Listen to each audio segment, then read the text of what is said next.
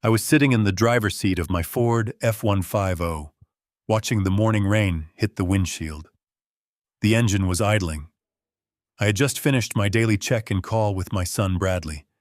We said our goodbyes and I pressed the button on my steering wheel to hang up. But the red call timer on my dashboard screen kept ticking. The Bluetooth had glitched. It did not disconnect. I was about to reach over and tap the screen when I heard a rustling sound through the truck speakers. Then came a voice. It was my daughter-in-law, Tiffany. She was whispering, but the microphone picked it up perfectly. Her voice was ice-cold, stripped of that sweet musical tone she always used with me. She said, "The pills are working. The old man will sign whatever we want soon. Just keep him sedated for a few more days." My hands froze on the steering wheel. I stopped breathing. The truck engine hummed beneath me, but the whole world had just gone dead silent. I sat there in the cab of my truck, a 72-year-old man, completely paralyzed by the words echoing through the speakers. Bradley, my own flesh and blood, replied in a low, nervous mumble. He said, I know. Just make sure the dosage is right. If he wakes up too much, the lawyer said the notary will not process the paperwork." The line finally clicked and went dead. The red timer vanished from the screen. If you are just starting to watch this story, now take a deep breath, because what I am about to tell you is something I never ever imagined would happen in my own family. You work your whole life to build something. You sacrifice your youth, your sleep, and your sweat to provide a safe future for your children. And then one ordinary Tuesday morning you find out they are slipping you poison. If you are connecting with my story, please hit the like button to bring a little strength to an old father's heart. Subscribe to the channel so you do not miss how I handled this nightmare. And tell me in the comments what city or state you are watching from. It reminds me that I am not talking to an empty room and that there are still good people out there. I slowly lowered my eyes from the dashboard screen to the center console. Sitting right there in the cup holder was a bright blue plastic daily pill organizer. Monday, Tuesday, Wednesday. Each little compartment was neatly filled. Tiffany had bought it for me exactly 2 months ago. I remember the day she brought it into the kitchen. She had that warm, concerned smile on her face. She told me, "Dad, your doctor said your blood pressure is a little high. Bradley and I are so worried about you. Let me organize your medication so you never forget to take it. We want you around for a long, long time." I had thanked her. I had actually patted her hand and thanked her for caring so much about an old widower. 2 months. That was exactly how long she and Bradley had been living in my house. They claimed they wanted to help take care of me to lighten my load because I had been running my auto parts distribution company all by myself since my late wife passed away. I built that company from a single garage into a multi-state empire. I handled complex logistics, negotiated million-dollar contracts, and managed hundreds of employees. My mind was a steel trap. But for the last 8 weeks, ever since Tiffany moved in and started managing my daily routine, I had been living inside a thick gray fog. I thought it was just age catching up to me. I thought the exhaustion, the confusion, the days where I could not remember if I had signed a warehouse lease or not, were just the natural decline of a 72-year-old brain. I had been terrified that I was losing my edge. I had been quietly mourning the loss of my own independence. I had been leaning on Bradley more and more, letting him handle the legal documents, trusting him when he said he would take care of the hard stuff. I thought my son was stepping up to protect his aging father. I reached out with a trembling hand and picked up the blue plastic container. My fingers felt numb. The compartment for Tuesday was open and empty. Just 20 minutes ago, before I left the house, Tiffany had handed me my morning capsule with a fresh cup of coffee. I had popped it into my mouth, but the phone rang right at that moment. It was my warehouse manager calling about a delayed shipment. I had rushed out the door to take the call in the quiet of my truck. In the rush, I had tucked the pill under my tongue, intending to swallow it with the water bottle in my truck. I had completely forgotten about it. I suddenly felt the bitter, chalky taste dissolving against my gums. The pill was still in my mouth. My stomach violently turned. I leaned forward, grabbed a paper napkin from the glove compartment, and frantically spat the half-dissolved capsule into it. I wiped my tongue, my heart hammering against my ribs like a trapped bird. I stared at the soggy white powder smeared across the napkin. It was not blood pressure medication. I did not know what it was yet, but I knew what it was meant to do. It was meant to turn me into a compliant, mindless zombie. It was meant to erase me. I looked at my reflection in the rearview mirror. I looked old. I looked tired. But as the chalky taste lingered in my mouth, the heavy fog in my brain began to lift, replaced by a sharp, burning clarity. My own son. The boy I had taught to throw a baseball. The boy I had handed a multi-million-dollar legacy to. He was drugging me to steal what was already going to be his. I sat back in the heavy leather seat of the truck. I was completely alone in the world. My wife was gone, and the son I loved had just become my most dangerous enemy. But Bradley had made one catastrophic miscalculation. He thought the old man was already gone.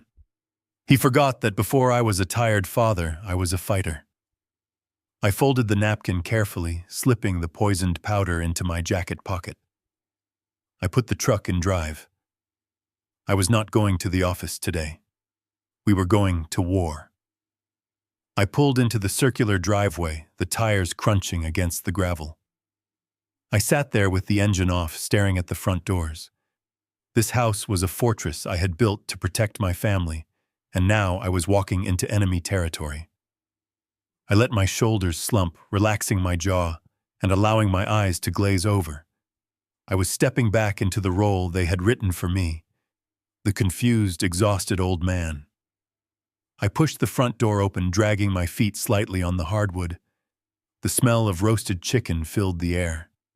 It felt so domestic, so normal. Tiffany stood at the island pouring red wine while Bradley sat on a bar stool typing on his laptop. They both looked up when I walked in. Tiffany put on that sickly, sweet smile. "Dad, you are home early," she said with fake concern. "Hard day at the office." I let out a heavy sigh. "Just tired, sweetheart," I mumbled, shuffling closer. "My head is feeling a little cloudy." Bradley closed his laptop too quickly. The snap echoed in the quiet kitchen. That was my first clue. Bradley only rushed when hiding something. I leaned against the marble counter. Right next to his laptop was a stack of legal documents. I recognized the blue covers. They were the new warehouse distribution contracts for the expansion. I had negotiated this project for 6 months. It was the crown jewel of our growth strategy. Yet I had not seen these drafts. I pointed a trembling finger. "Bradley," I said, keeping my voice raspy and uncertain. "Are those the new logistics contracts? I thought Henderson was going to bring those by my office tomorrow morning for my review." Bradley shifted uncomfortably on his stool. He looked at Tiffany for a fraction of a second before looking back at me. That silent exchange spoke volumes. He was waiting for permission to speak. Tiffany took a slow sip of wine, her eyes locking onto mine. Then Bradley stood up and placed a patronizing hand on my shoulder. "Dad, why don't you sit down?" Bradley said softly. "You know how stressed you get when you try to read all that legal jargon lately." I forced a confused frown. "But I need to read them, Brad. That is my expansion plan." Bradley sighed like a patient parent dealing with a child. "Dad, we talked about this. Do you not remember Dr. Evans was very clear? He said your cognitive decline is accelerating. The stress of managing operations is making your memory worse." He squeezed my shoulder. "Tiffany and I are just trying to protect your legacy. We do not want you to worry about leases. You have worked hard enough." I looked at my son, really looked at him. The sheer audacity felt like a knife twisting in my gut. Protect my legacy. I wanted to scream. I wanted to grab him by the collar and remind him of exactly how that legacy was built. After his mother died of cancer 30 years ago, I had nothing but a rusted-out garage and a small life insurance payout. I worked 18-hour days sleeping on a cot next to piles of alternators and brake pads. I skipped meals so I could afford to buy him new baseball cleats.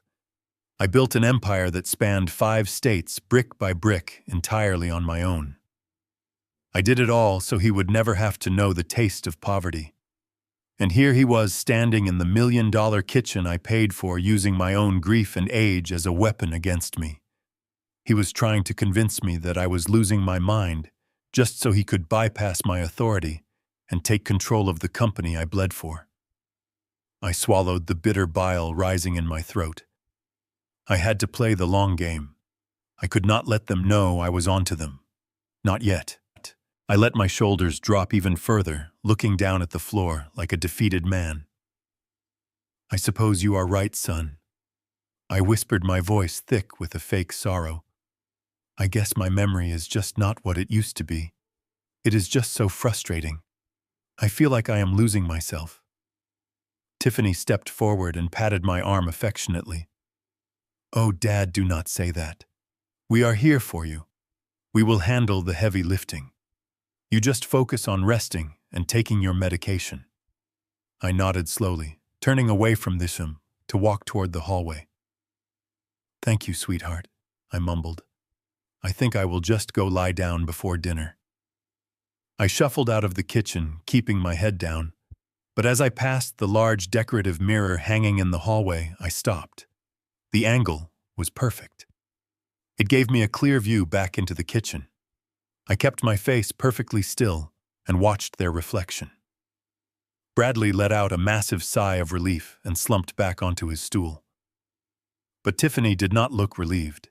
She stood there watching my retreating back, and a slow, chilling smirk spread across her face. It was a look of pure, unadulterated triumph. She looked at Bradley and gave a sharp, satisfied nod. The sight of that smirk made my blood run cold. It was the face of a predator watching its prey walk willingly into a trap. I walked into my bedroom and locked the door silently behind me. I reached into my jacket pocket and pulled out the crumpled paper napkin. Inside was the white powder of the pill she had given me that morning. The fog was gone, replaced by a cold, calculating fury. The gaslighting was worse than I thought. They were actively moving to strip me of my power, my company, and my mind. I stared at the powder in my hand. Tomorrow I was going to find out exactly what they were using to poison me. The next morning I knew I had to be careful. I could not simply stop taking the pills without Tiffany noticing the remaining capsules in the blue plastic organizer. After breakfast, when Bradley and Tiffany left for the gym, I moved quickly. I went into my private bathroom and locked the door. I had an old bottle of powdered vitamin C supplements hidden in the back of my shaving kit. My hands were shaking not from fear, but from a deep, simmering anger. I carefully opened each capsule for the rest of the week. I tapped the mysterious white powder onto a clean sheet of printer paper, making sure not to lose a single grain. Then I meticulously filled the empty capsules with the harmless vitamin C powder and pressed them back together. I placed the counterfeit pills back into the blue organizer on the kitchen counter. I took the real powder, the poison they were feeding me, and folded it into the paper. I hid it deep inside my sock drawer under my heavy winter socks. For the first day, everything seemed completely fine. I played my part perfectly. I shuffled around the house, I forgot sentences halfway through, and I took my fake pills right in front of Tiffany. She smiled, pouring me water, completely unaware that her perfect plan was unraveling. But by the second night, my body began to rebel. I was sitting in my leather armchair watching the evening news when the first wave hit me. It started as a faint tremor in my fingertips. I tried to grip the armrests, but my hands would not stop shaking. Then came the cold sweat. A sudden freezing dampness crept down my neck and soaked through my cotton shirt. My heart began to race, hammering against my ribs so hard I thought it might crack my chest open. I stood up, feeling a wave of intense nausea wash over me. The room spun violently. I stumbled into my bedroom and shut the door just as Bradley walked past in the hallway. I leaned against the heavy oak wood, gasping for air. This was not a normal reaction to skipping a blood pressure pill. I realized with terrifying clarity that these were not just sedatives to keep me quiet. They had been giving me something highly addictive, something that was actively altering my brain chemistry. My body was going into severe chemical withdrawal. The realization hit me harder than the physical pain. My son had not just drugged me, he had turned his own father into an addict in his own home. The hours that followed were a living nightmare. By midnight, the tremors had turned into violent muscle spasms. I crawled into my master bathroom because the cold tile floor offered a tiny bit of relief against my burning skin. I curled into a tight ball next to the bathtub. Every nerve in my body felt like it was on fire. The physical agony was unbearable, but the psychological torture was much worse. Paranoia gripped my mind tightly. Shadows stretched across the bathroom walls, twisting into grotesque shapes. I wanted to scream loudly. I wanted to smash the mirror and yell for help. But I knew, if I made a sound, if Bradley or Tiffany found me like this, they would immediately call an ambulance. They would tell the doctors I was having a mental breakdown. They would use my withdrawal as the final proof that I was incompetent, and they would lock me away in a facility before I could ever expose them. I reached up, grabbed a thick white bath towel from the rack, and shoved it into my mouth. I bit down on the terry cloth with all my remaining strength. I bit down until my jaw ached, and the taste of blood filled my mouth. I muffled my own agonizing groans, letting the tears stream down my face. I wept for the wife I had lost, for the son who had betrayed me, and for the man I used to be. I lay on that cold floor for 6 long hours, fighting a silent, brutal war for my own mind. When the first pale light of dawn crept through the frosted bathroom window, the worst of the storm finally passed. I was exhausted, drenched in sweat, and my muscles ached with a dull, heavy throb that seemed to echo in my bones. But as I slowly pulled myself up from the floor, leaning against the sink for support, something truly miraculous happened. I looked at my reflection in the mirror. My eyes were bloodshot, and my face was pale, but the heavy, suffocating fog that had clouded my brain for 2 months was completely gone. The thick mental cobwebs had been entirely burned away by the raging fire of the chemical withdrawal. I was sober. I was sharp. I was Richard Caldwell again. I turned on the faucet, washed my face with freezing cold water, and walked straight back into my quiet bedroom. I went directly to the dark corner of my bedroom, opened the bottom drawer, and pulled out the folded sheet of printer paper. I carefully poured the dangerous white powder into a small, clear plastic Ziploc bag, ensuring not a single trace was left behind. I sealed it tight and slipped it into the inner pocket of my heavy winter coat hanging in the closet. I had survived the darkest night of my entire life, but my word alone would never be enough to stop their terrible plan. They had the corrupt doctors, they had the legal paperwork, and they had the perfect narrative of the sick, declining old man. I needed concrete, undeniable medical proof.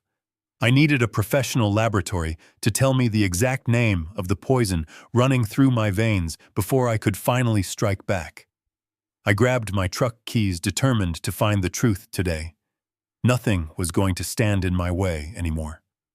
I stumbled into the kitchen, keeping my steps slow and uneven. Tiffany was at the sink washing fruit. I rubbed my eyes, playing the part of a confused, fragile old man. I told her I wanted to drive to the local grocery store for some lemon candies. I slurred my words, saying I needed to get out because the walls felt like they were closing in. She turned off the water, giving me a long, calculating look. I saw the gears turning in her head. She smiled and told me to be careful. She wanted me out on the road. Maybe she hoped I would get disoriented and cause an accident, adding evidence that I was unfit. I walked out to my truck, my hands steady on the steering wheel. As soon as I pulled onto the highway, the act dropped. I did not go to the grocery store. I merged onto the interstate and pressed the gas. I drove for an hour, crossing the state line into Pennsylvania. I needed to be far away from my hometown, away from doctors where Bradley had connections. I found a private toxicology laboratory tucked away in a business park. It ran drug screenings for commercial transport companies. I walked through the glass doors. The waiting room was empty. A young technician in blue scrubs looked up from her computer. I approached the desk, reached into my coat, and pulled out the Ziploc bag containing the white powder. I placed it quietly on the counter. I told her I needed a comprehensive chemical analysis immediately. I pulled a thick roll of $100 bills from my wallet. I explained I was paying in cash, and I did not want this processed through any health insurance. I wanted complete anonymity. The technician looked at the cash, then the bag, and up at my face. She saw the desperate determination in my eyes. She nodded, took the money, and told me to take a seat. The next 2 hours were the longest of my life. I sat in a stiff chair staring at a muted television. My mind raced through different scenarios. I thought about the empire I built, the distribution centers, the employees who relied on me. Bradley was willing to risk it all for money. I gave him every advantage in life. I sent him to business schools. I handed him an executive position. It was never enough. He wanted the throne, and he did not want to wait for me to die naturally. Finally, the heavy wooden door behind the reception desk clicked open. The technician stepped out, holding a manila folder. Her professional demeanor was completely gone. She looked visibly disturbed. She sat down in the chair next to me, keeping her voice low. She opened the folder and pointed to a list of chemical compounds. She told me the powder was a highly concentrated mixture. The primary ingredient was a drug called haloperidol. I asked her what that was, my voice barely a whisper. She explained that haloperidol is a powerful antipsychotic medication. It is used in psychiatric hospitals to aggressively treat severe schizophrenia and extreme delirium. It is meant to chemically restrain violent, uncontrollable patients. But that was not all. The haloperidol had been crushed and mixed with a heavy, fast-acting tranquilizer designed to cause deep sedation and amnesia. While under its influence, my brain was physically unable to form new memories. I stared down at the harsh black ink printed on the white paper, the clinical medical terms blurring together in front of my eyes. They were not just trying to make me tired. They were actively simulating the exact symptoms of severe, rapid-onset dementia. They were artificially rotting my mind from the inside out to make me look like a crazy, incompetent old man to anyone who interacted with me. The technician closed the folder, her eyes full of genuine concern. She leaned in closer and asked me if someone was forcing me to take this. I did not answer. Then she delivered the final devastating blow. She told me that administering this specific cocktail of neuroleptics and sedatives to an elderly person who does not have severe psychiatric conditions is incredibly dangerous. She said that taking these high doses daily puts an immense unnatural strain on the cardiovascular system. She warned me that if I had continued taking those pills for another month, the toxic buildup would have inevitably caused permanent, irreversible brain damage. Or worse, it would have triggered a sudden, massive heart failure. My breath caught in my throat. The room seemed to tilt beneath my feet. I had assumed this was just a ruthless corporate coup. I had assumed Bradley and Tiffany were just greedy, impatient children trying to sideline me so they could control the company bank accounts. I was wrong. The technician's warning made the chilling reality undeniably clear.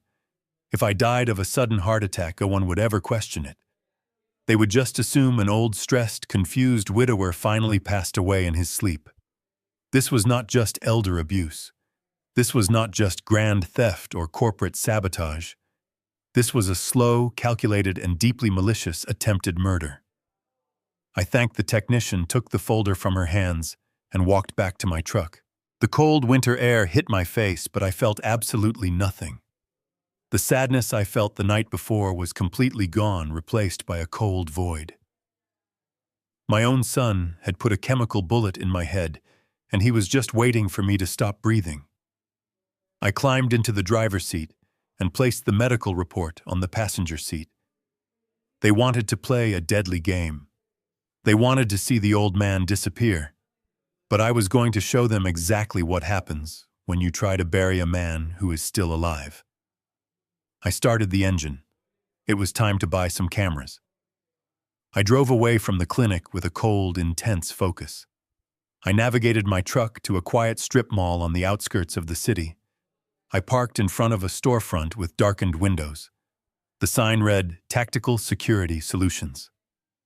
I walked past the tactical flashlights, heading straight for the surveillance counter. The clerk was a young guy in a black polo shirt. I told him I needed discrete wireless indoor cameras that transmitted directly to a secure cloud server, leaving no local storage.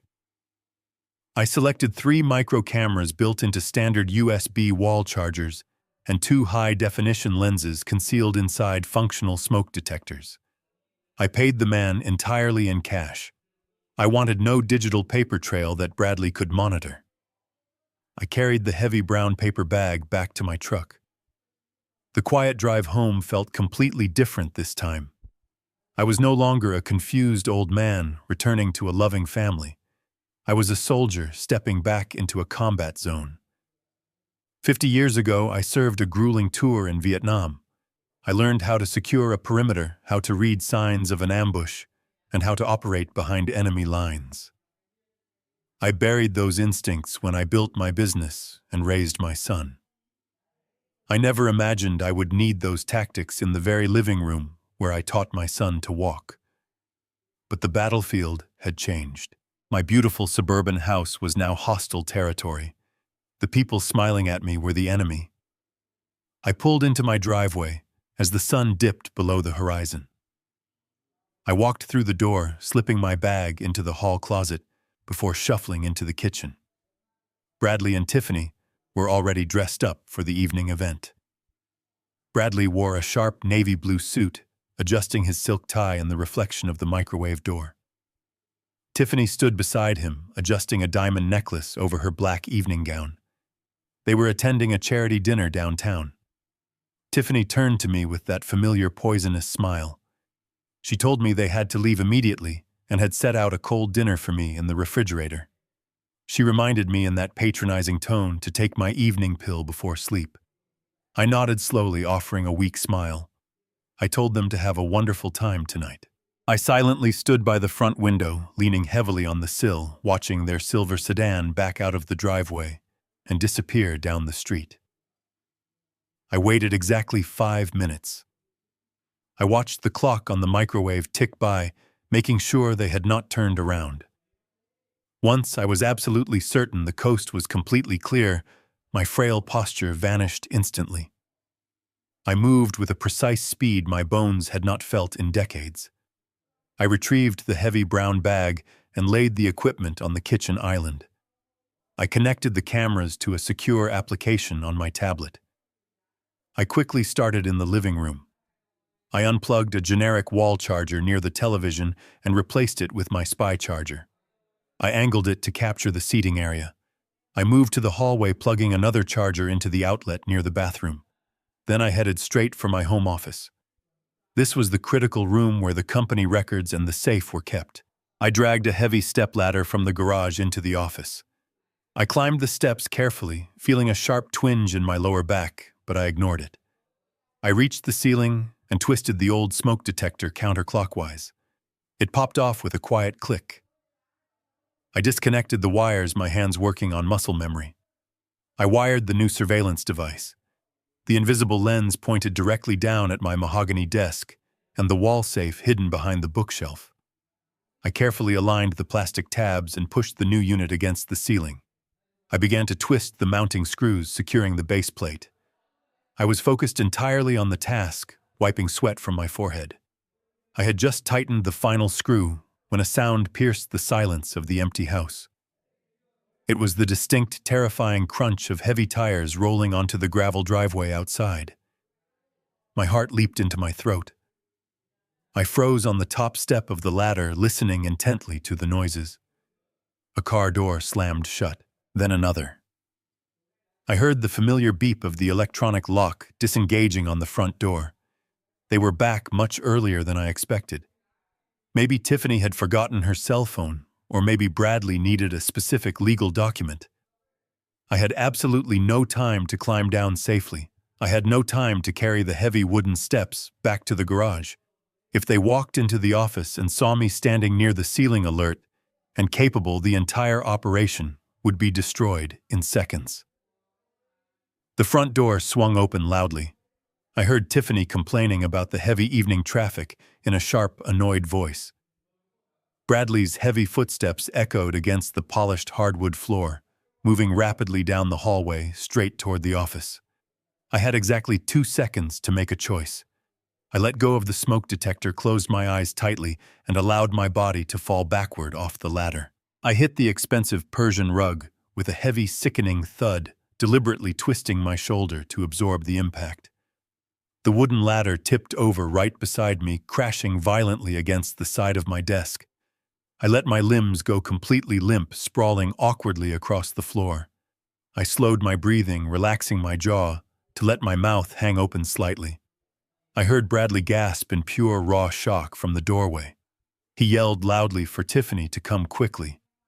I lay there on the floor, my eyes firmly shut, pretending the toxic pills had finally taken their toll, praying they would not notice the brand-new camera staring down at us from the ceiling.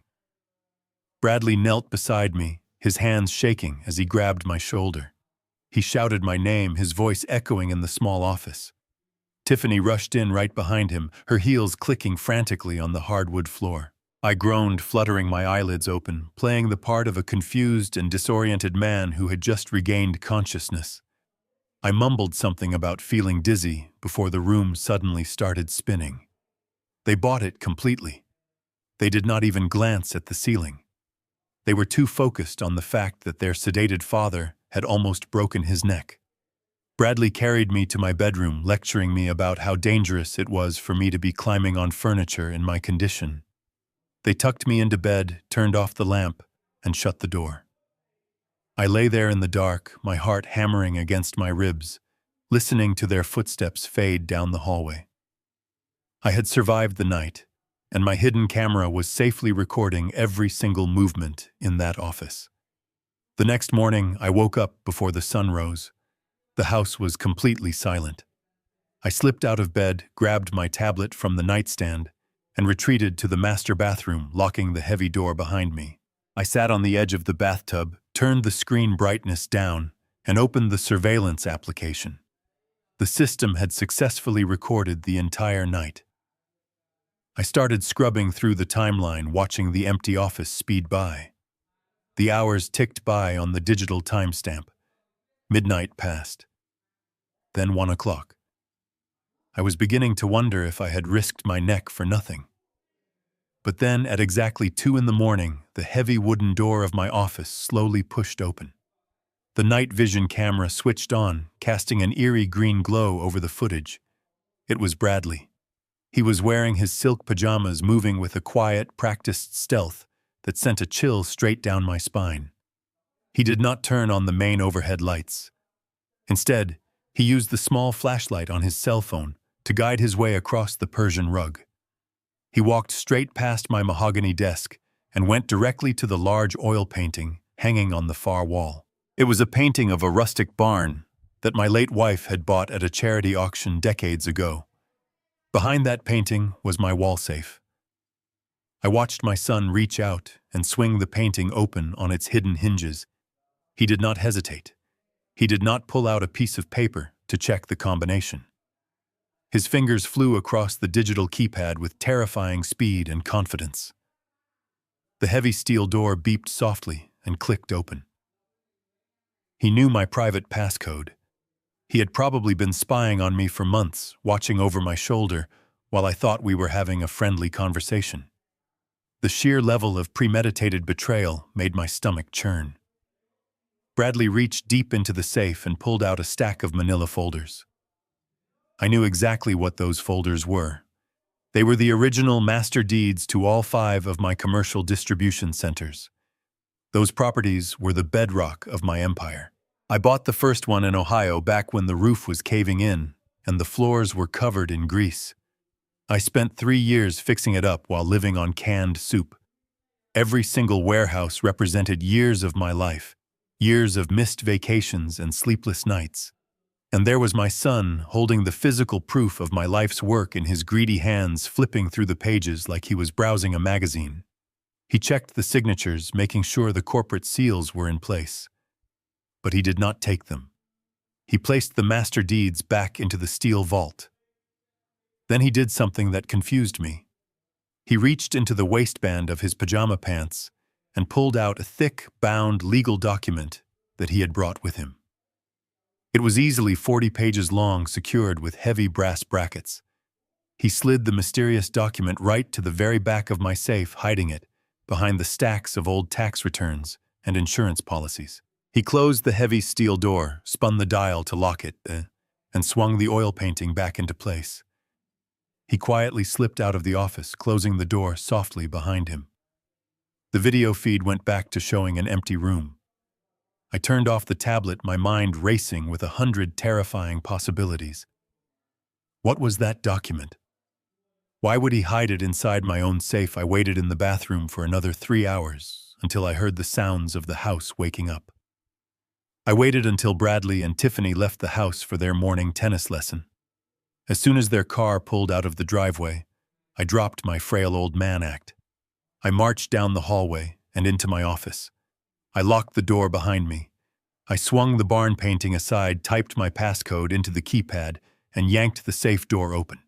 I shoved my old tax returns out of the way and reached into the dark back corner. My fingers brushed against the heavy paper. I pulled the thick document out into the morning light. It was a finalized, binding corporate buyout agreement. I flipped past the cover page, my eyes scanning the dense legal jargon. My heart stopped when I read the numbers printed in bold black ink. It was a contract to sell Caldwell Auto Parts, the entire business, and all 5 distribution centers, to an anonymous private equity firm. The purchase price was listed at exactly $60 million. The contract was ironclad. It was finalized. I flipped to the last page of the document. There were 3 blank lines at the bottom. The only thing standing between my son and $60 million was my signature on the dotted line. I did not touch the pages with my bare hands. I photographed every page of that document, making sure the focus was clear on the legal clauses. I carefully tucked the contract back into the dark corner of the safe, exactly behind the old tax returns. I closed the safe, spun the dial, and pushed the oil painting back. I unlocked my office door and walked out into the hallway. I needed counsel. I needed someone who knew how to fight corporate warfare. I did not call my company lawyers. Bradley had likely already bought their loyalty. I drove to a place where nobody from my corporate world would look for me. I parked my truck outside a rundown neon-lit diner on the south side of the city. The bell above the door jingled as I walked in. The air smelled of fried bacon and stale coffee. The noise was deafening, a symphony of clinking plates and loud conversations. It was the perfect place to avoid being overheard. I walked straight to a sticky vinyl booth in the far back corner. Sitting there waiting for me was Benjamin Foster. Benjamin and I went way back. We served in the same infantry division in Vietnam. While I came home and built a business, Benjamin went to law school and became one of the most ruthless, feared corporate defense attorneys in the state. He was old school. He did not care about public relations. He cared about winning. He looked up from his black coffee, his sharp gray eyes studying my face. He could tell immediately that something was terribly wrong. I slid into the booth across from him. I did not bother with pleasantries. I reached into my coat pocket and pulled out 2 things. First, I laid the lab report from the toxicology screening flat on the table. Next to it, I placed a thick stack of printed photographs I had just made at a local pharmacy, showing every single page of the buyout contract. Benjamin picked up the lab report first. He adjusted his reading glasses. I watched his jaw tighten as he read the chemical breakdown of the haloperidol and the heavy tranquilizers. He looked up at me, his voice a low, dangerous rumble beneath the diner noise. He asked me who was trying to kill me. I looked him dead in the eye and told him it was my son and my daughter-in-law. Benjamin did not gasp. He did not offer empty sympathy. He just nodded slowly, sliding the lab report aside and picked up the photos of the contract. He spent the next 20 minutes reading through the legal jargon in absolute silence. While Benjamin read the document that was meant to end my life as a free man, I sat there drinking my bitter coffee thinking about the nature of family. If you are listening to this right now and you have ever felt completely betrayed by the people you trusted most in the world, please hit the like button. We are building a community of survivors here. Tell me in the comments if you have ever had to cut ties with a toxic family member to protect your own peace. It is the hardest decision a parent or a partner can ever make, but sometimes it is the only way to survive. Let me know your thoughts down below. Benjamin finally set the photos down on the table. He took off his glasses and rubbed the bridge of his nose. He told me that whoever drafted this contract was an absolute shark. It was an ironclad buyout agreement. The purchasing party was a private equity firm called Apex Holdings, but the structure of the deal was what disturbed Benjamin the most. He leaned across the table and explained the exact trap Bradley had set.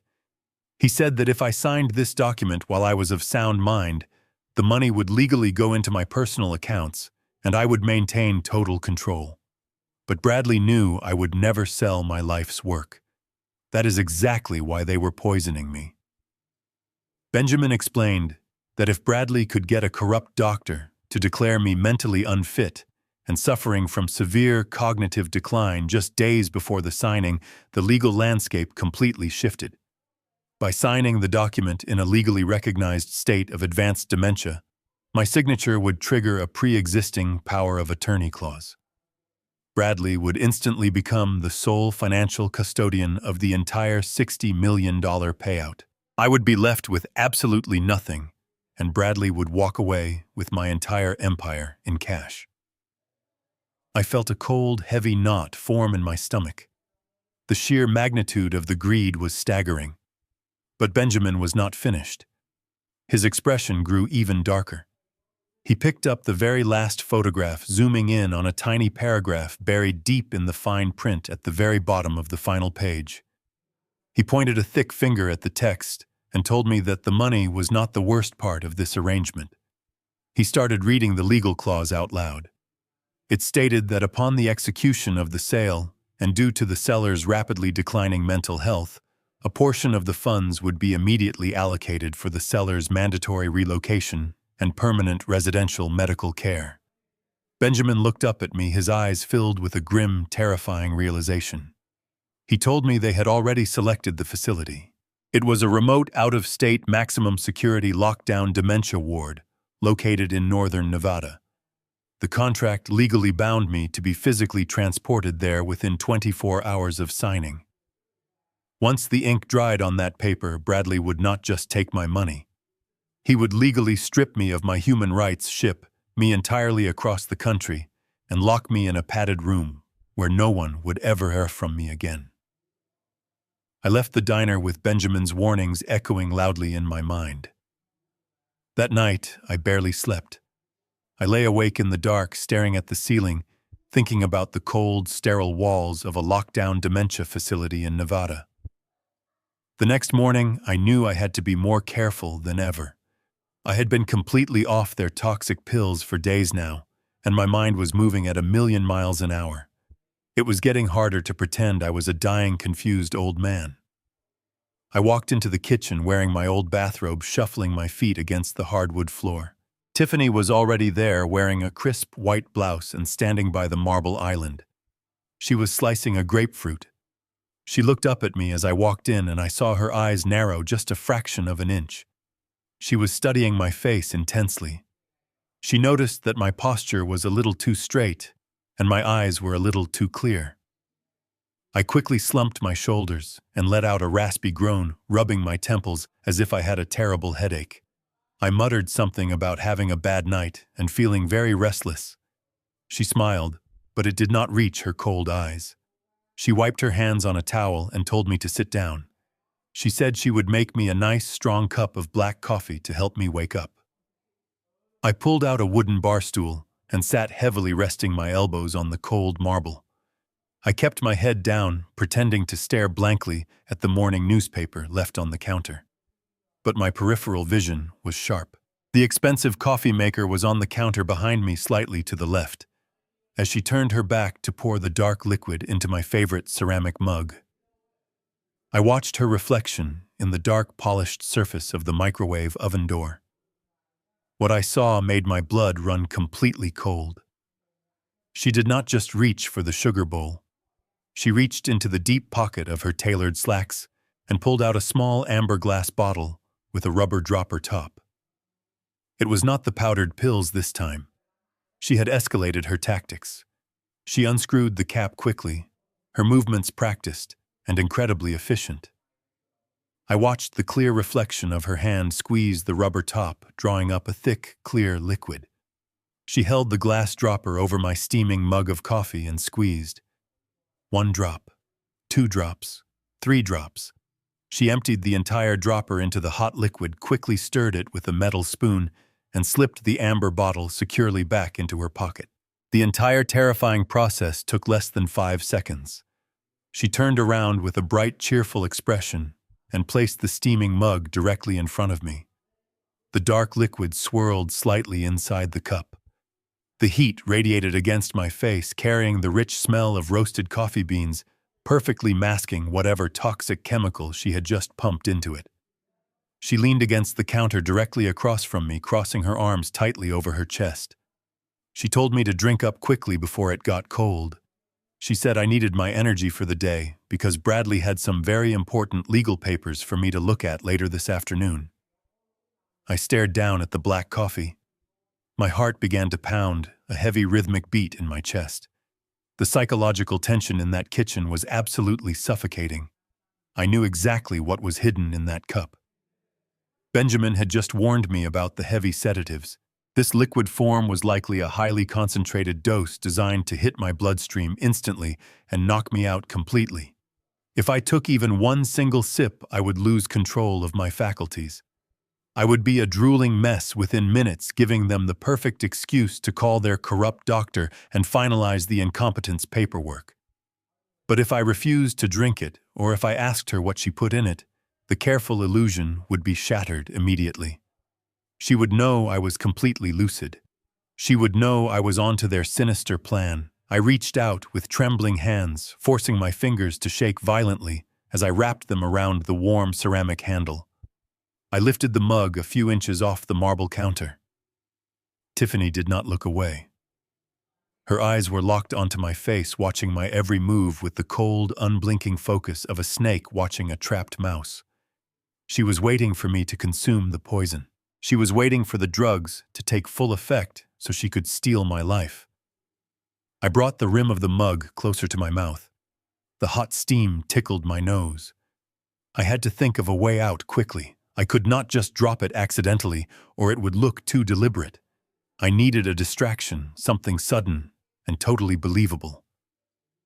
Just as the hot ceramic touched my lower lip, I inhaled sharply through my mouth, deliberately dragging a tiny bit of my own saliva down the wrong pipe. I forced my aging body into a violent hacking cough.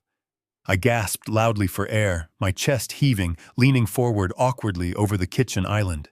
I let my hand spasm wildly. The full mug of scalding hot coffee slipped completely from my fingers. It hit the edge of the marble counter with a loud crack, bounced off the wooden cabinet, and plummeted straight down onto the floor. The dark, poisoned liquid splashed everywhere.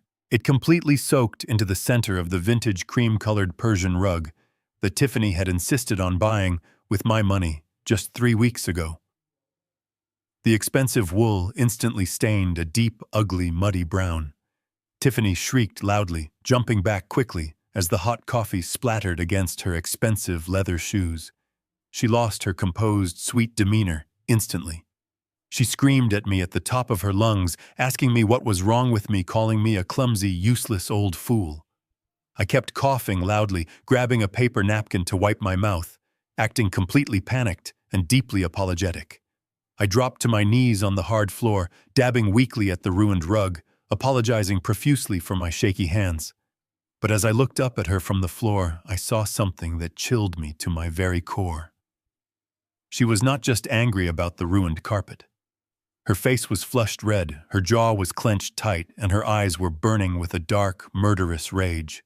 She stared down at me, breathing heavily through her nose. The loving mask had completely slipped. In that brief, terrifying second, she looked at me not like a father-in-law, but like a stubborn obstacle that desperately needed to be eliminated. She knew I had ruined her morning dose, and as I stared back into her hateful eyes, I realized with absolute certainty that she was going to find another way to finish the job before the sun went down. I knew right then and there that I had to accelerate my plans. I could not wait another week to gather more evidence. The clock was ticking, and they were getting desperate.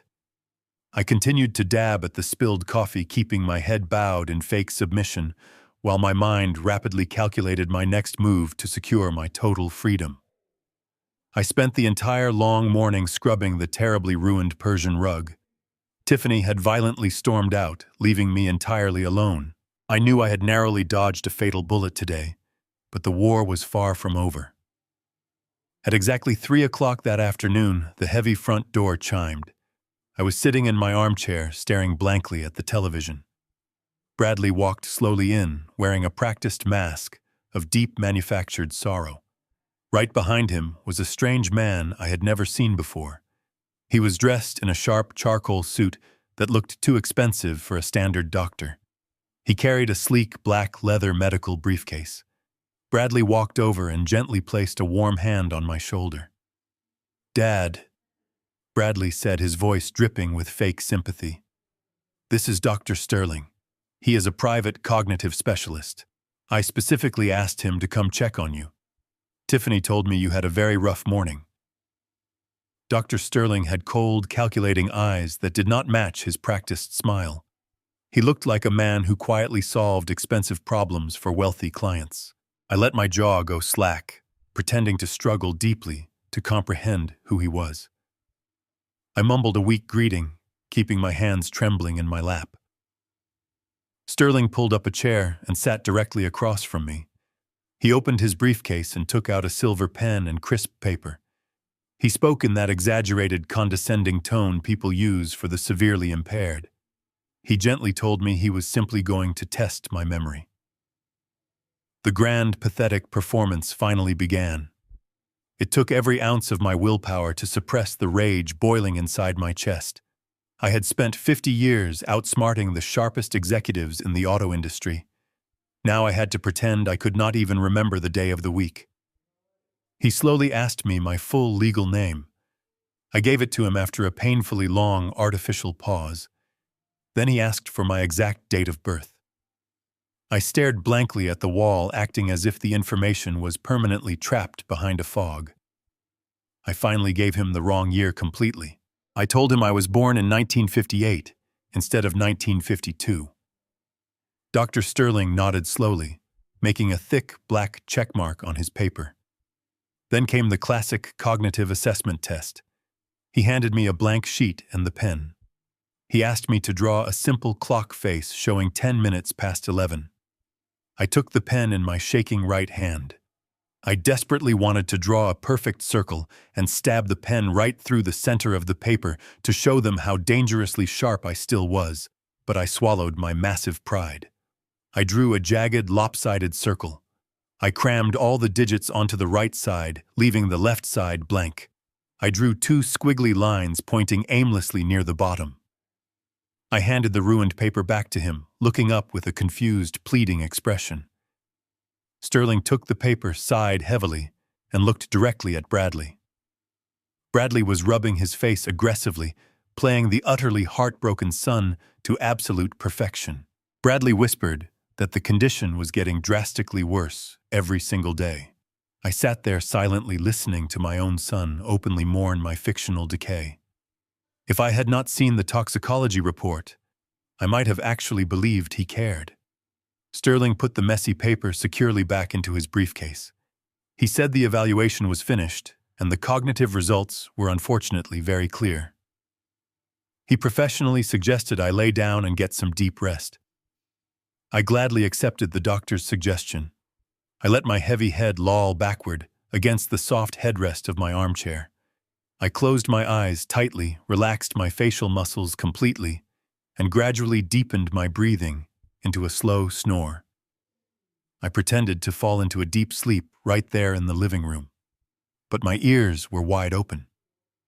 More importantly, the hidden security camera, perfectly disguised as a USB wall charger plugged directly into the wall behind me, was recording every single second of their private interaction. As soon as they firmly believed I was totally unconscious, the entire atmosphere completely changed. The sickening sympathy instantly vanished. I heard the sharp, metallic click of the briefcase latch snapping shut.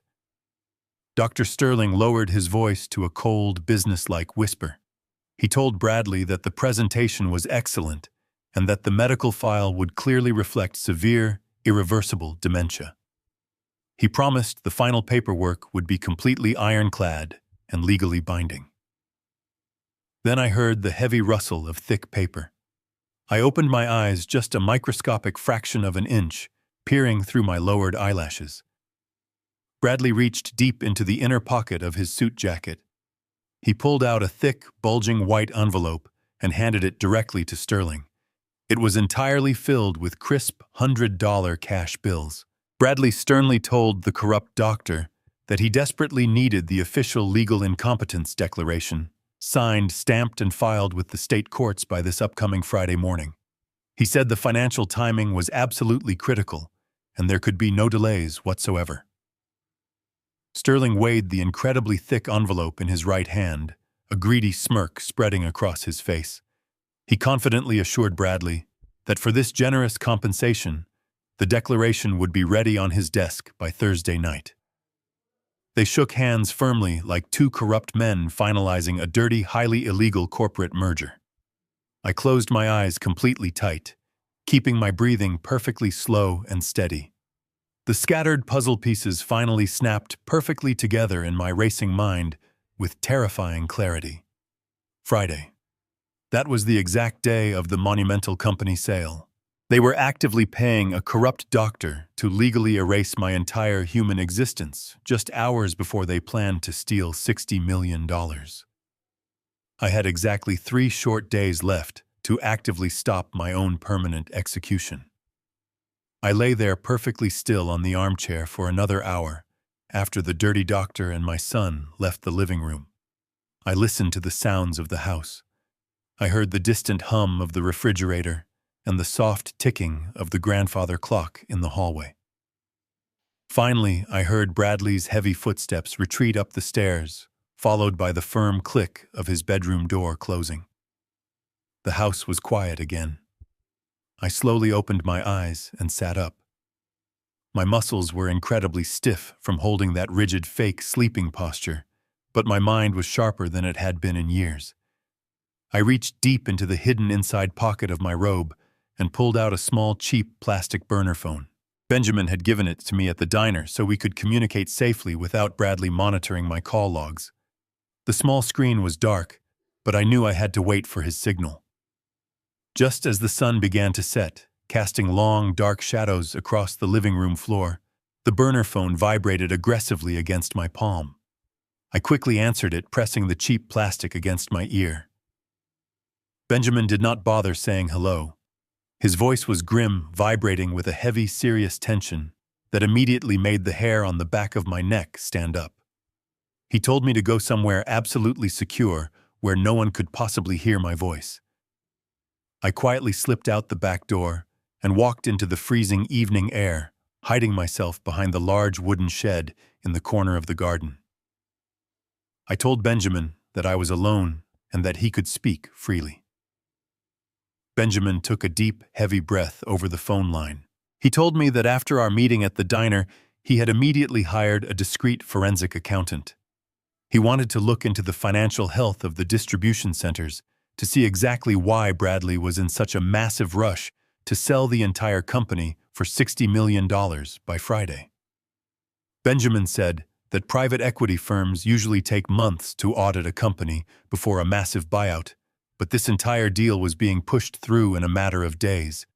He knew something was fundamentally wrong with the financial books, and he was right.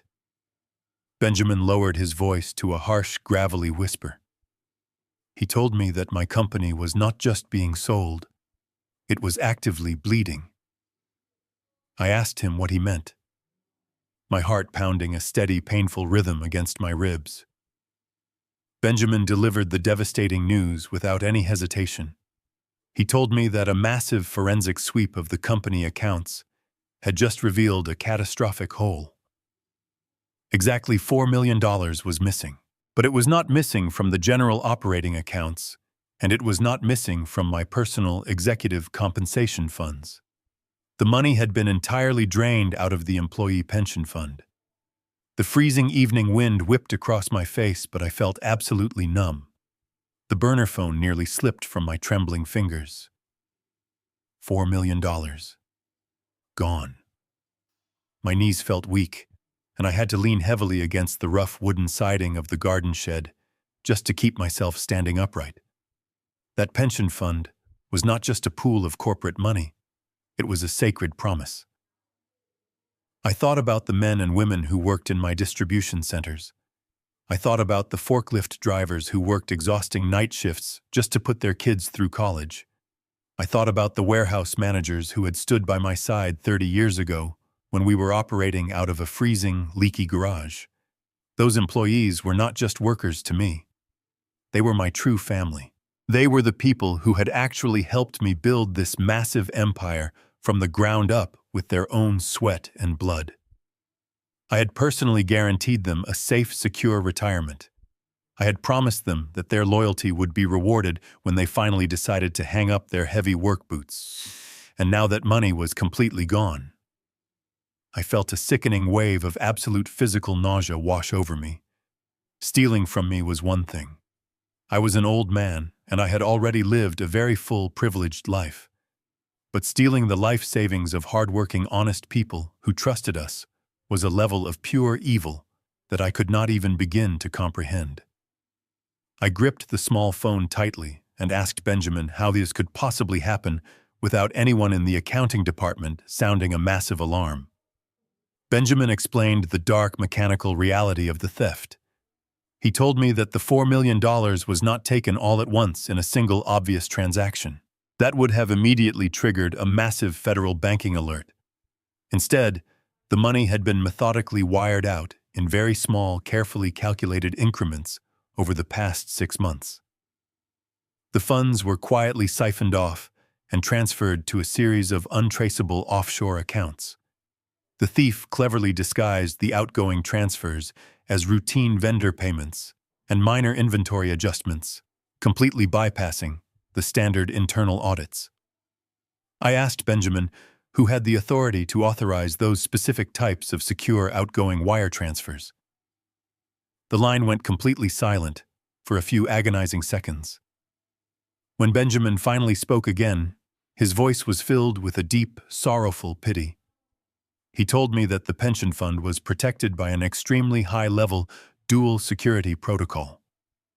There were only 2 people in the entire world who possessed the digital authorization codes required to bypass the security measures and move that kind of money. One of those people was me. The other person was Bradley. My son had not just stolen my company, he had actually robbed my innocent workers blind. And the deadline on Friday morning was not just a simple business sale. It was a desperate, panicked cover-up to hide his federal crimes. I ended the call with Benjamin and stood frozen in the cold shadows behind the garden shed for a long time. The freezing wind numbed my face, but it was nothing compared to the icy betrayal coursing through my veins. $4 million stolen from the people who trusted me most. I walked back toward the house, my boots crunching softly on the frost-covered grass. I slipped through the back patio door, locking it silently behind me. The house was still quiet, but the atmosphere felt entirely different now. It was no longer just a prison. It was an active crime scene. I needed to know exactly where that money went. I knew my son. He was arrogant, but he was not a criminal mastermind capable of hiding $4 million flawlessly. He had to have left a digital trail. I walked into the living room and sat back down in my armchair, waiting patiently in the dark. A few hours later, I heard the heavy wooden door of the master bedroom open upstairs. Heavy footsteps moved down the hallway, followed by the sound of the bathroom door shutting and the shower water turning on. The plumbing always hummed loudly when the hot water ran. This was my only window of opportunity. I stood up, my joints aching, and moved silently up the carpeted staircase.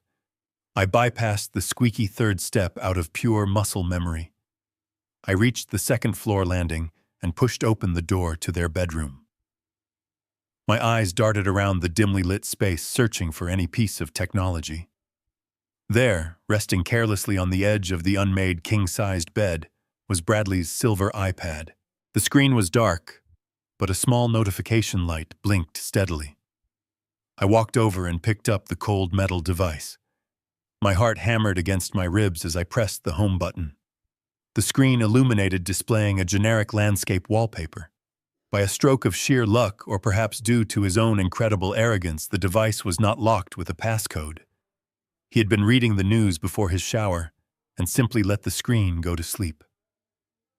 I swiped my finger across the glass, instantly gaining access to his digital life. I did not care about his text messages or his social media. I tapped directly on his secure email application. I bypassed the primary inbox and went straight to the archived folders and deleted messages. My eyes scanned the subject lines rapidly.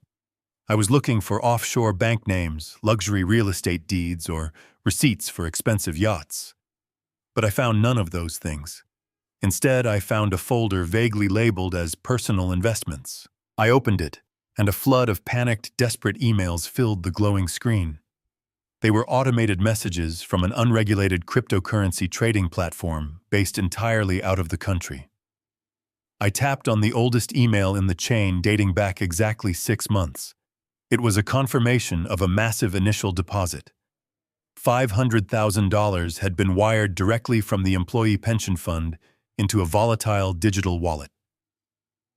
I kept reading, my stomach twisting into tighter knots with every single paragraph. Bradley had not stolen the money to fund a lavish billionaire lifestyle. He had stolen it to gamble.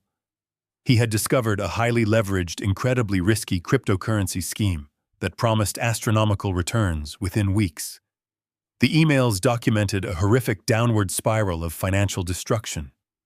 The initial $500,000 evaporated in a sudden market crash. Instead of cutting his losses and confessing, Bradley panicked. He doubled down. He authorized another wire transfer, then another, desperately trying to chase the money he had already lost. He was using maximum leverage, borrowing against the stolen funds, to make massive bets on digital coins that had zero actual value. I opened a separate application that looked like a financial ledger. It contained his detailed trading logs. The numbers flashing on the screen were absolutely nauseating. I watched the chronological destruction of my employees' life savings playing out in red negative numbers. Margin calls, forced liquidations, and total account wipeouts. The final blow had occurred just 3 weeks ago. The offshore brokerage had sent a final notice of account termination. The balance on the digital ledger was practically zero. All $4 million of the secure pension fund had been completely vaporized in the digital ether. There were no hidden mansions. There were no secret bank accounts filled with cash. The money was simply gone forever, swallowed by his own staggering incompetence and bottomless greed. I stood in the center of the dark bedroom, holding the illuminated tablet, completely paralyzed by the magnitude of his absolute failure. He was a fool. I read the last few emails. They were desperate messages to the private equity firm. The pieces of the puzzle suddenly locked together with terrifying precision. Bradley was not selling the company just because he wanted a $60 million payday. He was selling it because he was fighting for his very survival. The annual corporate financial audit was scheduled to take place next month. When the auditors checked the pension accounts, the missing funds would trigger an immediate federal investigation. Bradley was looking at decades in a federal penitentiary for massive corporate fraud and grand larceny. The sale was his only escape route. He needed the massive influx of cash to quietly replace the stolen $4 million before the auditors ever arrived. But to execute the sale, he desperately needed my signature. And since he knew I would never agree to sell my life's work, he had to eliminate my mind entirely. He had to chemically destroy his own father to cover up a felony. The shower water suddenly shut off. I quickly closed the email application, set the silver tablet back down on the wrinkled bedsheets, exactly where I had found it, and slipped silently out into the dark hallway.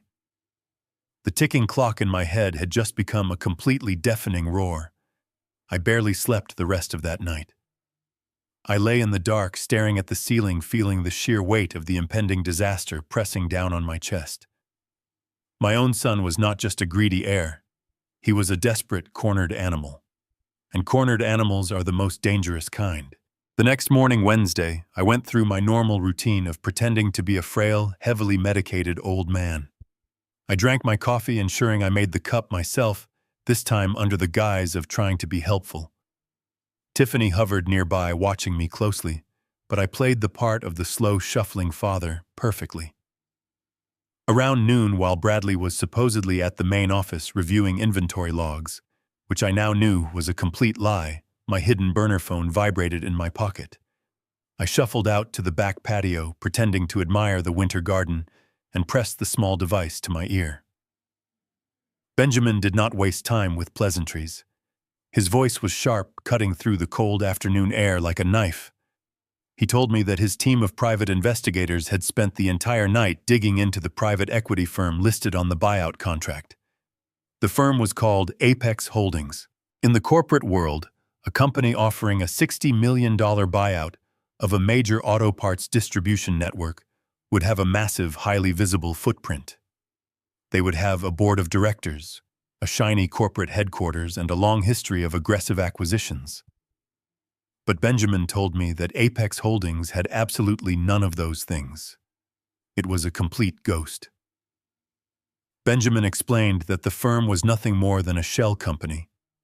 It had been hastily registered in the Cayman Islands just 4 weeks ago.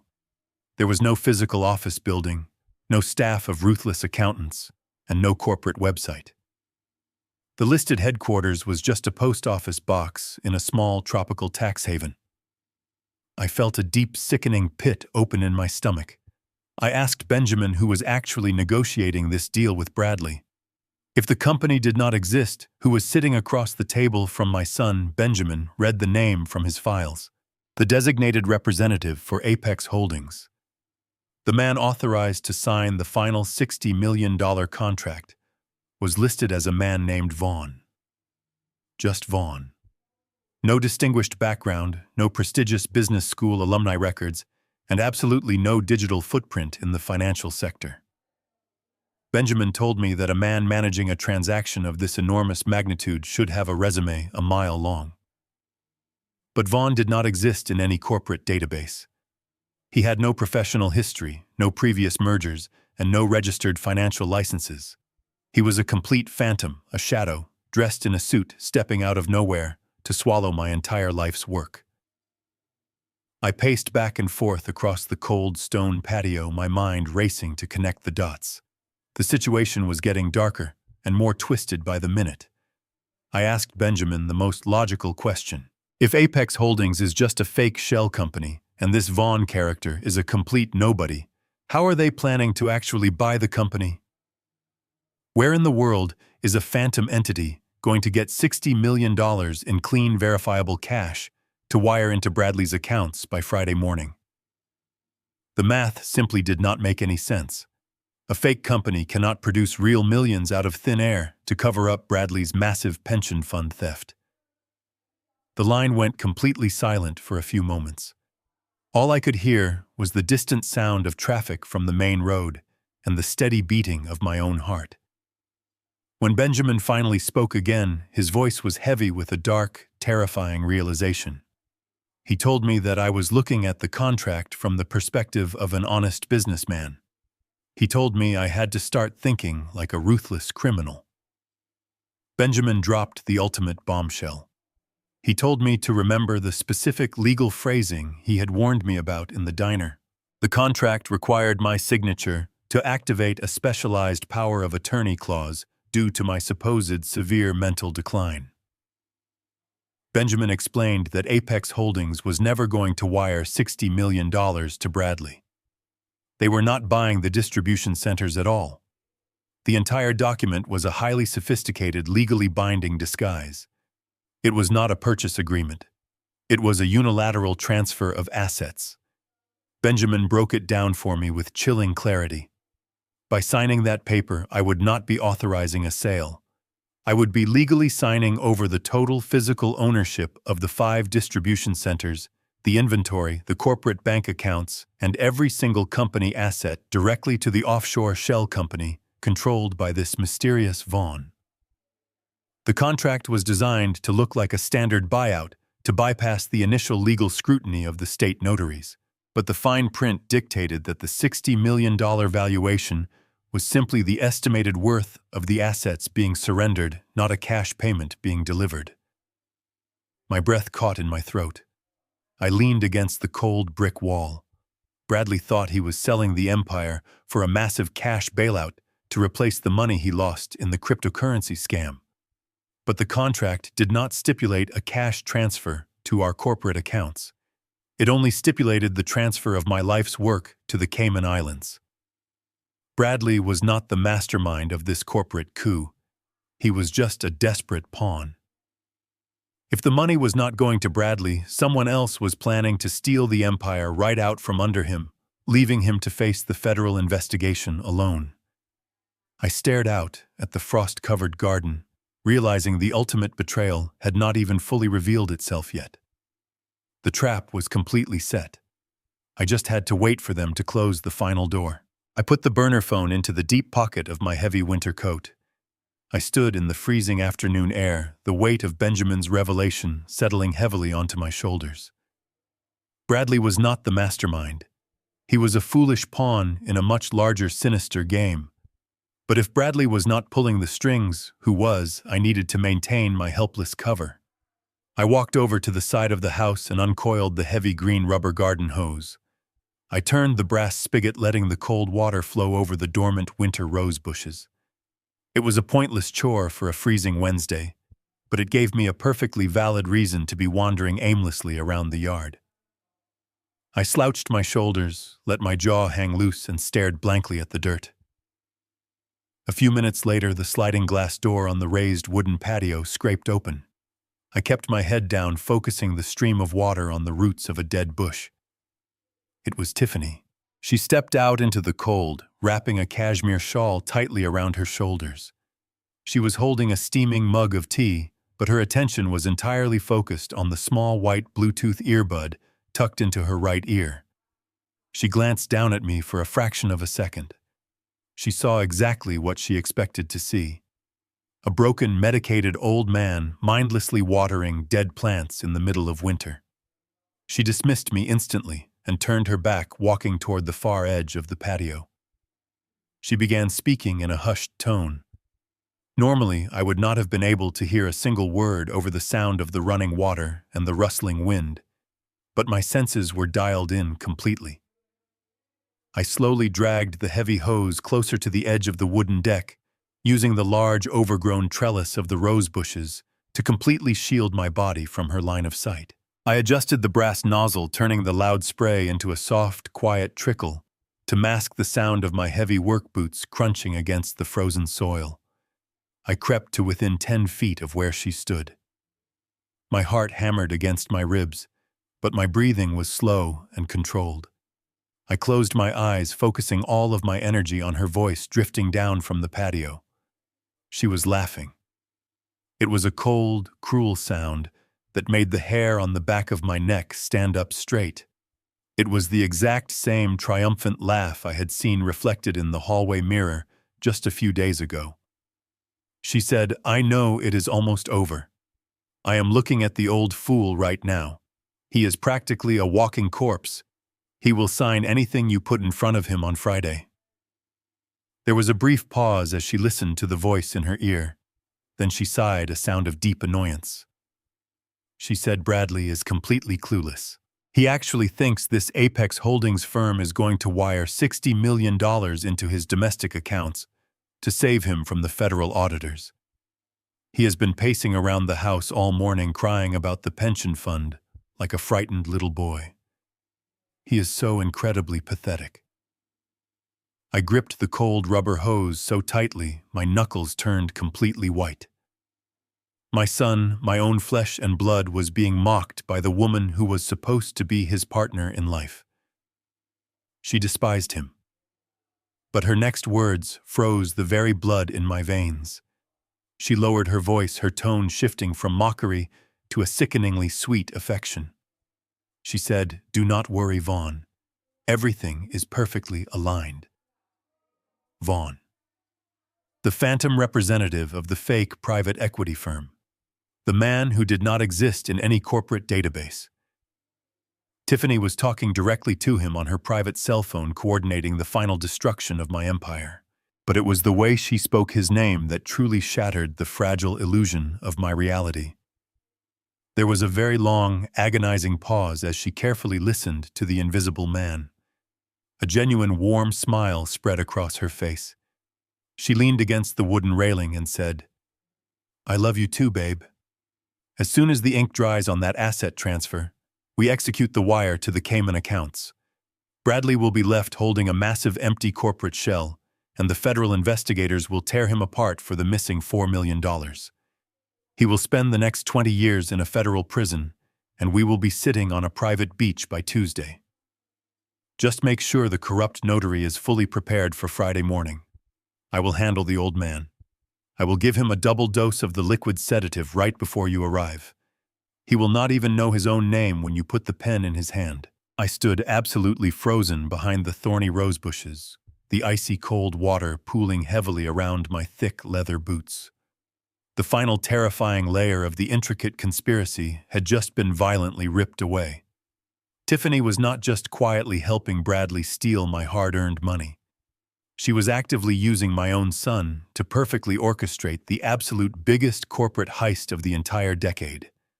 She and her secret lover Vaughn had meticulously created the fake shell company from scratch.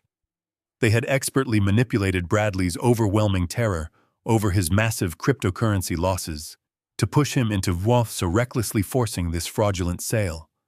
They were methodically planning to steal the entire $60 million fortune completely for themselves, intentionally leaving Bradley to take the absolute full federal blame for the missing employee pension fund.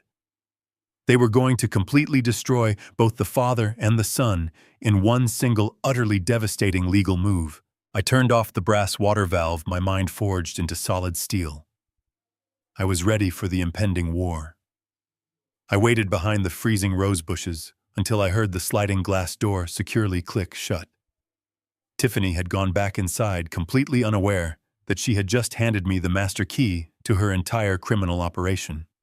I slowly uncoiled the heavy green rubber hose, carefully placing it back onto the rusted metal rack so nothing looked disturbed. I walked through the back door and wiped my muddy boots. The house was quiet again. I walked straight up the stairs to my bedroom, locking the door firmly behind me. I pulled out the cheap plastic burner phone from my coat pocket and dialed Benjamin's number. He picked up on the second ring. I told him we needed to meet immediately because the entire situation had just mutated into something far more dangerous than we originally calculated. I told him to meet me very early the next morning at the old municipal park down by the freezing river. It was Thursday. We had less than 24 hours before the Friday morning signing, and we desperately needed to finalize our counterattack. The next morning, the sky was a bruised, heavy gray, threatening a massive winter storm. I told Bradley and Tiffany I was going for a slow walk around the neighborhood to get some fresh air. Tiffany smiled, practically shoving me out the front door, eager to get me out of the house so she could prepare for the arrival of the corrupt notary. I walked 2 blocks down the street, keeping my head low and my steps shuffling until I was completely out of their sight. Then I straightened my aching back, picked up my pace, and walked the remaining mile to the municipal park. The wind howling off the dark river was absolutely bitter, cutting right through my thick wool coat. I spotted Benjamin's black sedan parked near the empty boat ramp. I opened the passenger door and slid into the heated leather seat. Benjamin was holding a thick manila folder resting on the steering wheel. I did not even give him a chance to say good morning. I looked him dead in the eyes and told him everything I had heard on the wooden patio the previous afternoon. I told him about the secret Bluetooth conversation. I told him that the phantom representative of Apex Holdings, the mysterious Vaughn, was actually Tiffany's secret lover. I explained how they were expertly playing Bradley like a cheap fiddle, using his absolute terror over the missing $4 million pension fund to blind him to the reality of the corporate transfer. Benjamin sat completely frozen in the driver's seat, his hands gripping the leather steering wheel tightly. He slowly exhaled a long, heavy breath, staring out through the frosty windshield at the dark, churning river water. He slowly nodded his head, tapping his thick fingers against the manila folder resting on his lap. He told me that my shocking discovery finally provided the exact missing puzzle piece he had been desperately searching for. He opened the folder and pulled out a single heavily redacted sheet of financial routing information. Benjamin explained that his forensic accountants had worked straight through the night, aggressively tracing the routing numbers buried deep within the fine print of the $60 million buyout contract. Bradley firmly believed that the contract was designed to quietly transfer the ownership of the massive auto parts distribution centers into a secure joint offshore account that he could access to secretly replace the stolen employee pension funds. Bradley thought the private equity sale was his ultimate desperate salvation from a lengthy federal prison sentence.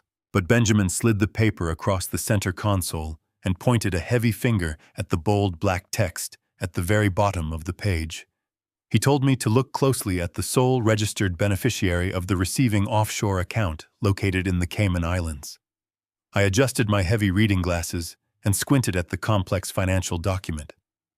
The receiving account was not registered under the Caldwell Auto Parts corporate name. It was not registered under Bradley's name, and it was certainly not a joint marital account. The exclusive owner of the hidden offshore bank account receiving the $60 million asset transfer was an independent international holding company registered under Tiffany's maiden name.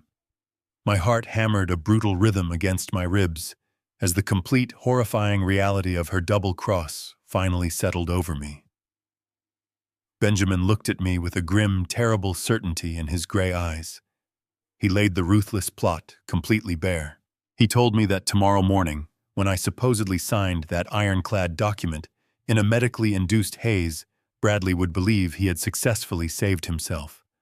But the absolute second the ink dried on that paper, Tiffany and her lover Vaughn would immediately liquidate the entire corporate empire.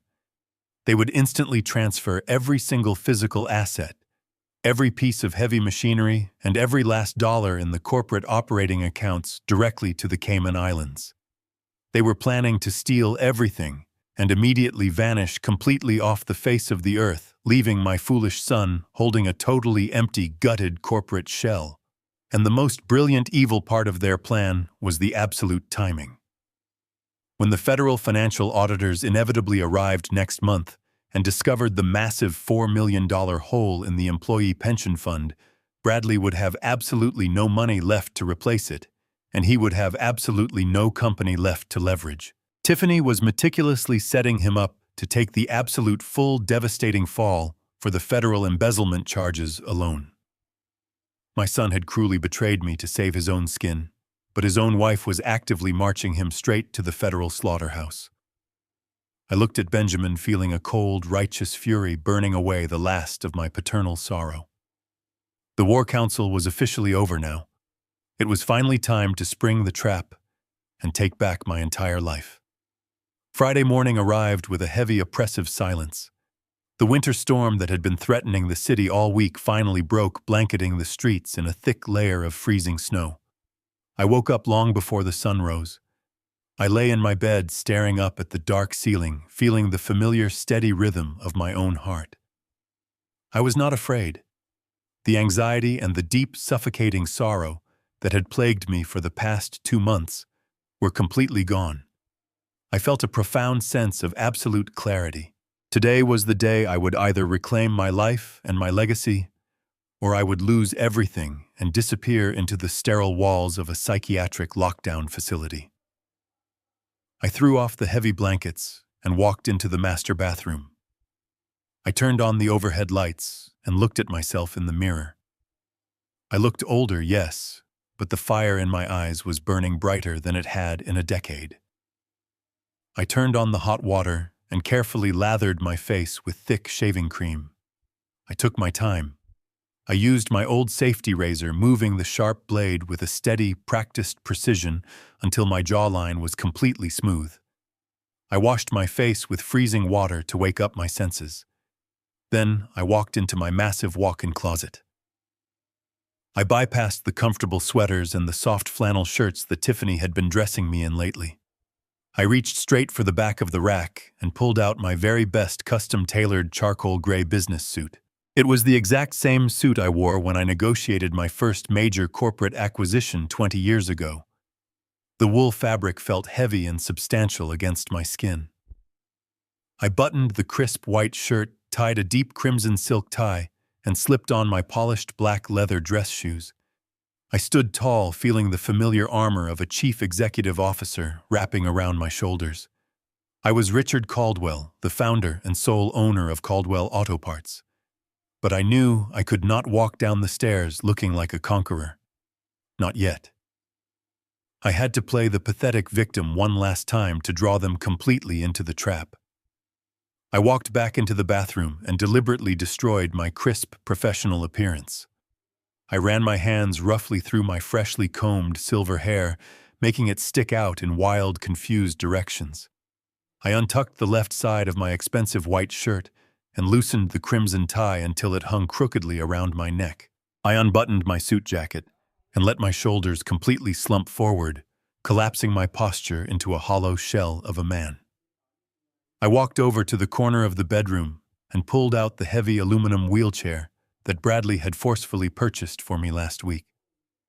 I sat down heavily on the vinyl seat, placing a small white cotton rag loosely in my right hand to wipe away imaginary drool. I reached into the inner breast pocket of my suit jacket to verify my ammunition was secure. Hidden safely inside the lining were the toxicology lab reports, the photographs of the buyout contract I took from the wall safe, and the financial routing documents Benjamin had handed me at the river. Everything was in place. I pulled out my burner phone. There was a single encrypted text message waiting on the glowing screen. It was from Benjamin. He confirmed that the local police department had been fully briefed on the massive corporate fraud and the attempted poisoning. 3 unmarked police cruisers with plainclothes detectives were currently parked just 2 blocks away, hidden by the morning snowfall, waiting for his signal to breach the front doors. I deleted the message, crushed the phone under the heel of my dress shoe, and tossed the broken pieces into the trash can. The board was set. At 9 o'clock, I heard the front door open downstairs. The sound of multiple footsteps echoed through the foyer, accompanied by the low, hushed tones of confident voices. I heard Tiffany call out my name in that sickeningly sweet, patronizing tone. I did not answer. A few minutes later, Bradley walked into my bedroom. He stopped in the doorway, taking in the sight of me slumped over in the wheelchair with the cotton rag clutched in my hand. A brief flash of guilt crossed his face, but it was quickly swallowed by greed. He walked behind me, gripped the handles of the wheelchair, and pushed me out of the bedroom and down the hallway. We descended in the stairlift and entered the massive living room. The heavy velvet curtains were drawn tight, casting a dim, solemn light over the expensive furniture. Tiffany was standing by the fireplace wearing a stunning black designer dress, looking like a grieving widow already mourning her husband. Next to her stood a nervous-looking man clutching a leather briefcase whom I immediately recognized as the corrupt notary. And sitting casually on my favorite leather sofa was a tall, incredibly handsome man in a tailored Italian suit. He had dark, slicked-back hair and a predatory smile. He did not look like a private equity banker. He looked exactly like a professional thief. This was Vaughn, the phantom, the secret lover. Bradley pushed my wheelchair to the center of the room and parked me directly in front of the heavy glass coffee table. The corrupt notary quickly opened his leather briefcase and pulled out the thick asset transfer document, sliding it across the smooth glass directly toward me. Vaughn leaned forward, his dark eyes gleaming with barely contained excitement. Tiffany stepped up right beside my wheelchair. She reached into her purse, pulled out a heavy gold fountain pen, and gently laid it on the glass table next to the contract. Bradley leaned down closely, resting his hand heavily on my slumped shoulder. "Time to sign, Dad. It is for your own good," he whispered. I kept my head down, letting my chin rest against my chest. I slowly extended my right arm toward the heavy glass table. My hand was shaking violently. I made sure my cold fingers trembled so much that they could barely grasp the thick, heavy gold fountain pen. The large living room was utterly and completely silent, save for the rhythmic ticking of the grandfather clock in the hallway. I could easily hear the shallow, rapid breathing of my son standing right beside me. He was entirely terrified. Not for me, but solely for his own impending salvation. He needed this signature to erase his massive financial crimes. I felt his heavy hand press down a little firmer on my shoulder, urging me forward. The corrupt notary cleared his dry throat, adjusting his glasses and pointing a sweaty finger at the 3 blank lines at the bottom of the final page. I held the pen hovering just an inch above the crisp white paper. The golden nib caught the dim light of the room. It was the absolute perfect picture of a tragic, defeated old man surrendering the last remnants of his entire life. I paused. I did not move the pen down to the paper. Instead, I slowly lifted my head. I let my dull, cloudy eyes wander around the room, taking in the faces of my executioners one last time. I looked up at Bradley first. His face was pale, his eyes wide and desperate. He was sweating despite the freezing temperature outside. I saw the scared little boy he used to be hiding behind the desperate criminal adult he had chosen to become. Then I turned my gaze to Tiffany. She was practically vibrating with anticipation. Her lips were parted slightly, her eyes fixed on the golden pen in my hand, like a starving wolf looking at a fresh kill. She thought she was just seconds away from securing $60 million and a brand new life in the tropical sun. Finally, I looked at Vaughn. He was leaning back comfortably on my leather sofa, his legs crossed elegantly. He offered me a patronizing, tight-lipped smile, completely confident in his flawless scheme. They all thought they had won. They thought the game was completely over. That was the exact moment I decided the agonizing performance was finally finished. I stopped shaking. It was not a gradual cessation. It was an instant, absolute halt. My right hand, which had been vibrating wildly just a second before, locked into a state of perfect, terrifying stillness. The heavy gold fountain pen rested firmly and steadily between my fingers. The sudden lack of movement was so unnatural, so completely out of character for the frail old man they thought they were dealing with, that the entire atmosphere in the room instantly fractured. Bradley frowned deeply, his hand slipping off my shoulder as he took a confused half-step backward. Tiffany blinked rapidly, her arrogant smile faltering slightly. Vaughn uncrossed his legs, leaning forward on the leather sofa, his dark eyes narrowing in sudden suspicion. I did not say a word yet. I simply let the silence stretch out, suffocating them with the sudden, inexplicable shift in the dynamic. Then I initiated the physical transformation. I took a deep, steady breath, filling my lungs completely. I pushed myself back against the vinyl seat of the wheelchair and forced my spine to straighten perfectly. I rolled my shoulders back instantly, discarding the hollow, hunched posture of the defeated victim. I lifted my chin high. The confused old man evaporated into thin air. I reached up with my left hand and smoothly adjusted my crimson silk tie, pulling it perfectly tight against my crisp white collar. I smoothed the lapels of my custom-tailored charcoal suit. The frail patient was entirely gone. In his place sat Richard Caldwell, the founder, the chief executive officer, and the undisputed master of his own corporate empire. I looked directly at the corrupt notary, locking eyes with him. My gaze was no longer clouded or confused. It was sharp-focused and completely unyielding. The notary physically recoiled, shrinking back into his chair as if he had just been slapped across the face. Bradley gasped audibly, a sound of pure, unadulterated shock tearing out of his throat. He stared at me as if a ghost had just possessed my body. Tiffany took a sharp step backward, her perfectly manicured hands flying up to cover her mouth. The sheer terror radiating from her was absolutely intoxicating. Vaughn stood up from the sofa, his handsome face twisting into a mask of pure panic. The invisible wall they had built around me was completely shattered. I looked down at the thick asset transfer contract resting on the glass table. The pages represented the absolute destruction of everything I had painstakingly built over 50 long years of relentless personal sacrifice. I let out a low, dark chuckle that completely chilled the room. I flipped the heavy gold pen casually in my hand, feeling its expensive weight and admiring the detailed craftsmanship. Then, with a sudden violent motion, I threw the pen entirely across the massive room. It shattered loudly against the solid stone fireplace, splashing dark blue ink across the pristine white hearth. I reached deep inside my tailored suit jacket. I pulled out the thick stack of folded papers, the detailed toxicology report, the clear photographs of the hidden buyout contract, the offshore banking routing numbers confirming the ultimate betrayal. I slammed the entire stack down onto the glass coffee table right on top of their fraudulent legal agreement. The sharp, violent crack echoed loudly through the silent house like a fired gunshot. I looked directly into my daughter-in-law's utterly horrified eyes. I spoke in a commanding, booming voice that physically shook the walls of the fortress I built. I strongly prefer my morning coffee without a dose of haloperidol, Tiffany. The entire room completely froze in absolute terror. The silence in the living room was deafening.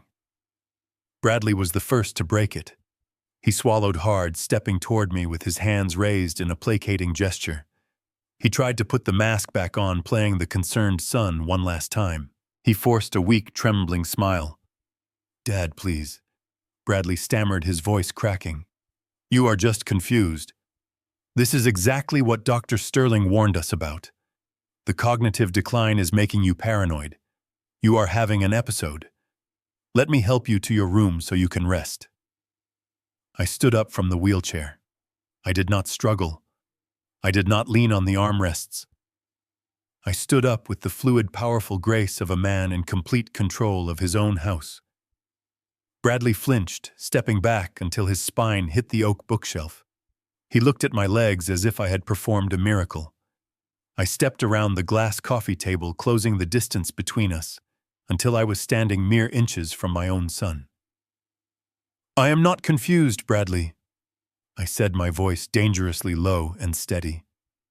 "I have not swallowed a single one of your poison pills in 4 days. I know exactly who I am, I know exactly where I am, and I know exactly what you have done." I picked up the second stack of papers I had thrown down. I held them up right in front of his sweating face. "You thought I was just a blind, deaf old man waiting to die," I said, my words dripping with absolute contempt. "You thought you could leave your tablet unlocked in your bedroom while you took a shower. Did you really think I would not check it? Did you really think I would let you rob the people who built my empire?" I threw the printed screenshots of his private email inbox directly at his chest. The papers scattered across the Persian rug, displaying the desperate margin calls, the forced liquidations, and the massive catastrophic cryptocurrency losses. Bradley looked down at the papers, his eyes wide with sheer panic. The color completely drained from his face, leaving him looking like a terrified ghost. $4 million, Bradley!" I roared, my voice echoing off the high ceiling. $4 million stolen directly from the employee pension fund. You stole from the forklift drivers. You stole from the warehouse managers. You stole from the honest men and women who worked their fingers to the bone to make sure you grew up with a silver spoon in your mouth. And you threw it all away on fake digital coins because you were too weak and too lazy to build anything real yourself. Bradley began to shake uncontrollably. He looked at Tiffany for help, but she was frozen by the fireplace, her eyes darting toward the front door. He looked at Vaughn, who was backing away toward the hallway. My son was completely alone. He fell to his knees on the expensive carpet, burying his face in his trembling hands. The facade of the confident executive shattered, leaving nothing but a broken, cowardly thief. I gave you everything. I continued, staring down at him with a heavy, breaking heart. I paid for your elite business schools. I gave you an executive office. I handed you a multi-state distribution network that was generating millions in pure profit. All you had to do was manage it. All you had to do was be a decent, honest man. But you are not a businessman, Bradley. You are a parasite. You wanted the throne, but you could not carry the weight of the crown. So you decided to drug your own father and sell my life's work just to cover up your pathetic, miserable failure. Bradley began to sob loudly, the sound echoing pitifully in the large room. He reached out and grabbed the perfectly tailored fabric of my suit trousers, his tears soaking into the dark wool. I am sorry, he openly wailed, his voice muffled by his own hands. I am so sorry, Dad. I panicked. I thought I could make it back. I thought I could double the money and put it back before the annual audit. I did not mean to hurt anyone. I just did not want you to be disappointed in me. I looked down at the man kneeling at my feet. I felt a deep, overwhelming wave of profound sorrow, but it was quickly replaced by a cold, hardened resolve. He was not sorry for what he had done to the employees. He was not sorry for trying to destroy my mind with heavy psychiatric drugs. He was only sorry that he had finally been caught. Please, Dad, Bradley begged, looking up at me with red, swollen eyes. He pointed a trembling finger at the fraudulent buyout contract resting on the glass table. You have to sign it. You have to let the sale go through today. If we do not get that $60 million cash injection right now, the federal auditors will find the missing pension money next month. I will go to a federal prison for decades. They will ruin my life. Please just sign the paper. I will give you whatever you want. I will walk away forever. Just save me. I stared at his desperate, tear-streaked face. He was still clinging to the completely false hope that this fraudulent corporate buyout was going to be his ultimate salvation.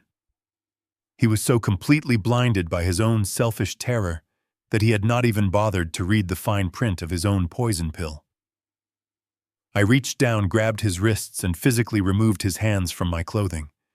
I took a step back, looking at my sobbing son with a mixture of profound pity and absolute disgust. You think this sale was going to save you? I asked, my voice dropping to a harsh, unforgiving whisper. You are even dumber than I thought. I stepped away from my kneeling son and turned my attention to the real architects of this nightmare. Tiffany was slowly backing away toward the grand staircase, her expensive black heels sinking into the thick carpet. She was looking at the shattered fountain pen, then at the scattered documents, her mind desperately racing to find a legal way out of the room. Vaughn was already standing near the heavy oak doors leading to the hallway, his posture incredibly tense, his dark eyes darting around like a trapped rat.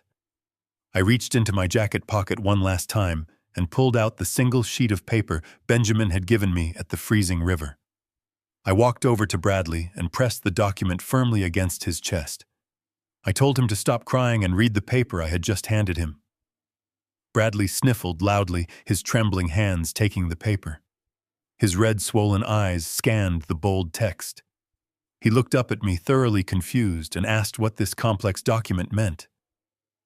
I looked down at him with cold pity. I explained that he was holding the official banking details for the offshore account in the Cayman Islands. I told him this was the destination where the $60 million from the corporate buyout was scheduled to be wired the second my signature dried on that fraudulent contract. Bradley nodded weakly, a pathetic glimmer of hope returning to his eyes. He said he knew about the offshore account, and that it was the only way to quickly secure the cash to replace the missing employee pension fund without alerting the federal auditors next month. I shook my head slowly, marveling at how a man could be so incredibly blind to the dangerous vipers living in his own house. I told Bradley to look closely at the registered beneficiary of that offshore account and to read the name printed at the bottom of the page out loud for the entire room to hear. Bradley wiped his nose with the back of his trembling hand and squinted at the paper. His voice was a weak whisper as he read the name of the Independent International Holding Company. It took a second for the syllables to connect in his brain. Then his face went completely slack. The holding company was registered exclusively under Tiffany's maiden name. There was absolutely no mention of Caldwell Auto Parts. There was no mention of a joint marital trust. The account belonged entirely to his loving wife. Bradley looked at Tiffany, his jaw hanging open in pure shock. He stammered, begging her to explain what this meant, and asking why the massive payment was going into a private account he could not legally access. Tiffany did not answer him. She just glared at me with a look of pure, concentrated venom.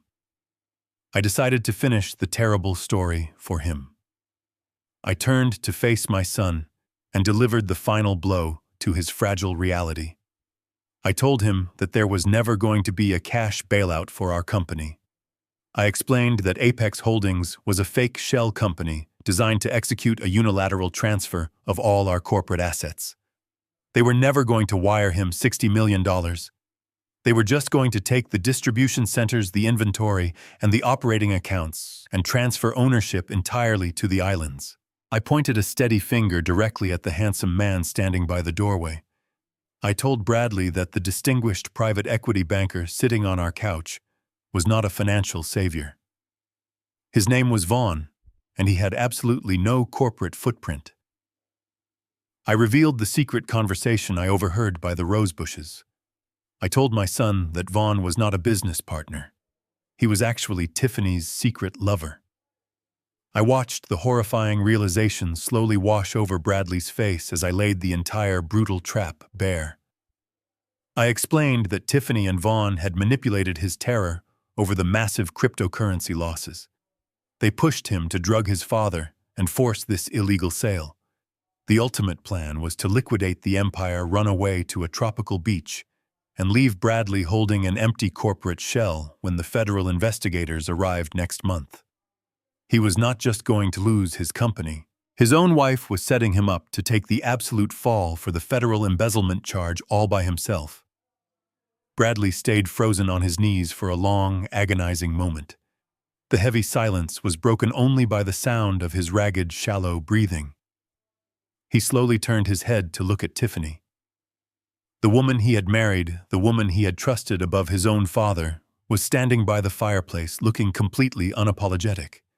Her mask of the caring, devoted wife was completely gone, replaced by the cold, hard face of a desperate criminal who had just been caught. Bradley let out a guttural sound of pure anguish.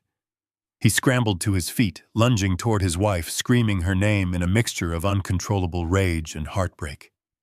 Tiffany panicked completely. She dropped her purse onto the floor.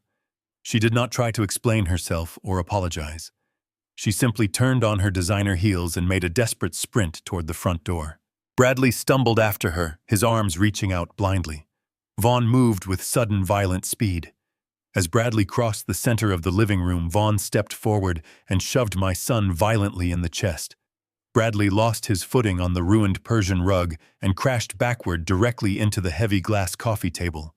The thick glass shattered instantly under his weight, with a deafening crash, sending sharp shards flying.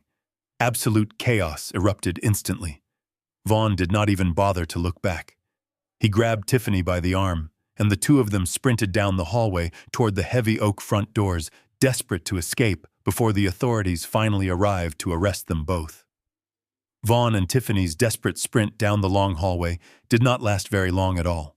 Just as Vaughn's hand reached out to grasp the brass handle of the front door, the handle turned from the outside. The massive, heavy wooden doors swung inward with an incredible explosive force, slamming directly into Vaughn's shoulder and sending him stumbling backward onto the hardwood floor. Tiffany shrieked, skidding to a halt, as the winter air rushed into the foyer, carrying a flurry of white snow. Standing in the doorway, silhouetted against the gray morning light, was Benjamin Foster.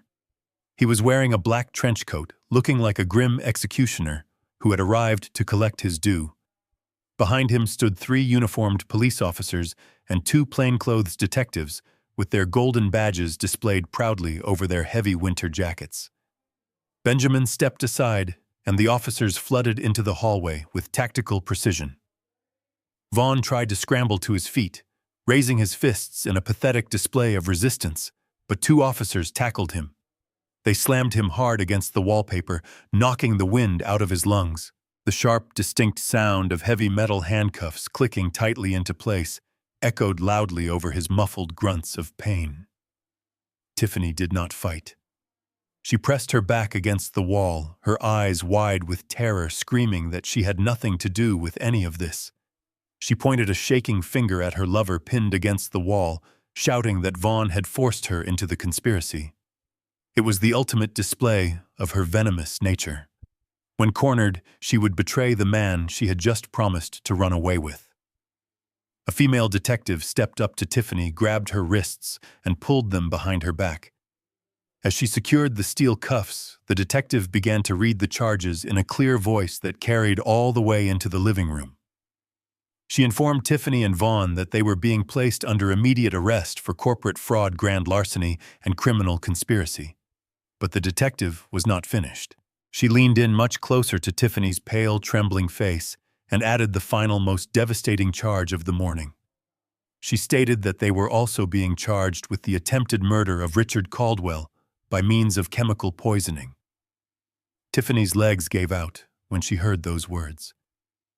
The officers had to hold her up by her arms as she began to hyperventilate, sobbing uncontrollably, as the reality of a life sentence in a federal penitentiary crashed down upon her. In the living room, the corrupt notary had surrendered without a word. He was kneeling on the carpet with his hands laced behind his head, trembling. One of the officers walked over, pulled him to his feet, and marched him out the front door to join the others in the snow. The house grew quiet again, leaving only the sound of breathing and the distant crackle of police radios.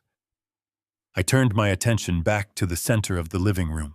Bradley was still sitting on the floor amidst the broken shards of the coffee table.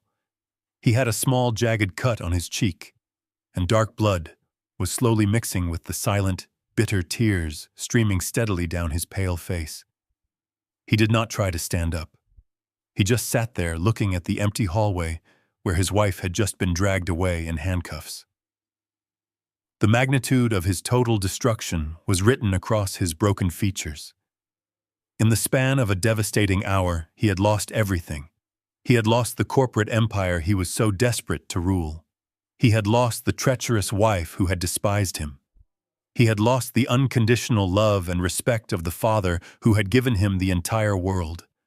And terrifyingly of all he knew, he had just lost his own freedom.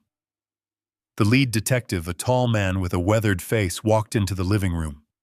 He looked at the shattered glass, the Persian rug, and the scattered financial documents detailing the cryptocurrency losses. He walked over to where Bradley was sitting and looked down at him with an expression of professional detachment. The detective told Bradley to stand up and put his hands behind his back. He informed my son that the federal authorities had been notified about the $4 million missing from the employee pension fund and that he was being taken into custody for grand embezzlement and corporate malfeasance.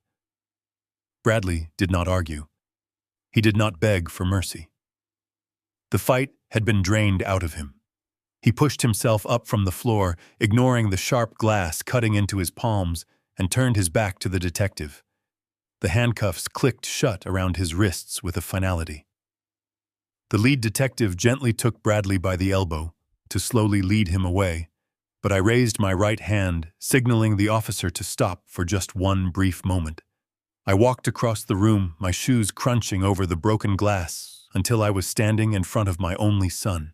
Bradley could not look me in the eye. He kept his head bowed in absolute shame. I reached out and lifted his chin with my index finger, forcing him to look at the man he had tried so hard to destroy. His eyes were dead, hollowed out by his own bottomless greed and stupidity. I felt no anger left in my heart, only a deep, profound, echoing emptiness. I had spent my adult life trying to build a prosperous world for this boy, only to watch him burn it all to the ground because he wanted to take the easy way out. I looked into his tearful eyes and delivered the final truth of our relationship. I kept my voice devoid of any warmth or forgiveness. I gave you an empire. You chose to be a thief. You threw it all away forever. Goodbye, Bradley. I turned my back on my son and walked out of the shattered living room. I did not look back as the officers led him out into the freezing winter snow. The heavy oak doors closed and my house was finally completely silent. The oppressive darkness that had lived in my home for 2 long months was gone. I hired a cleaning crew that very afternoon to sweep away the broken glass, roll up the ruined Persian rug, and scrub every trace of them from my sanctuary. I threw away the blue plastic pill organizer. I threw away the heavy aluminum wheelchair. I took a deep breath of clean air, feeling the sharp winter chill clear the last remnants of the chemical fog from my mind. The war was officially over, and the painful process of rebuilding had to begin immediately. 6 months have passed since that terrible Friday morning. Today, the bright summer sun is shining through the massive windows of my corner executive office. I am sitting behind my polished mahogany desk wearing a crisp navy suit reviewing the quarterly financial reports. My mind is a steel trap once again. I am working 12-hour days negotiating new distribution contracts and expanding our logistics network. The employees who used to look at me with pity now look at me with the deep respect I earned decades ago. I am completely sober, incredibly sharp, and commanding my empire with an iron grip. But the most important work I did over the last 6 months had nothing to do with expanding the corporate footprint. It had everything to do with repairing the massive damage my son left behind. The very first thing I did after the arrests was address the catastrophic hole in the employee pension fund. I did not wait for the federal investigators to unravel the complex web of cryptocurrency losses. I did not want my warehouse managers and forklift drivers to spend a single night worrying about their future. I called a massive company-wide meeting and stood before the hundreds of people who built this company alongside me. I told them the absolute truth about the theft. Then I transferred $4 million directly from my personal executive savings account to fully restore the missing funds. It was a massive financial hit, representing a huge portion of my personal retirement, but I signed the transfer papers without hesitation. My money could be earned back, but the trust of my employees was absolutely priceless. When I announced their life savings were completely secure, the deafening roar of applause healed my broken heart. With the company stabilized, I turned my attention to the future of my legacy. I completely rewrote my will and legally severed all ties with Bradley. I have not spoken to him since the morning the police took him away. I know through Benjamin that he pleaded guilty to federal embezzlement and is currently serving a 15-year sentence in a maximum security facility. Tiffany and Vaughn received even harsher sentences for the attempted murder conspiracy. They will spend the rest of their natural lives behind bars, their dreams of a tropical paradise replaced by concrete walls and steel bars. They got exactly what they deserved. Instead of leaving my fortune to a greedy heir, I decided to build something truly meaningful. I established a massive educational trust fund and scholarship program. I named it after my late wife, the woman who stood by me when we had absolutely nothing. The foundation provides full tuition professional tools and guaranteed employment for young, underprivileged mechanics who lack the financial resources to succeed. Every single week, I read letters from young men and women whose lives have been changed by the scholarship. My legacy will not be defined by my son's spectacular failure. It will be defined by the hardworking kids who will build honest businesses because I gave them a chance. I signed the final contract on my desk, placed my gold fountain pen back into its velvet case, and turned off the office lights.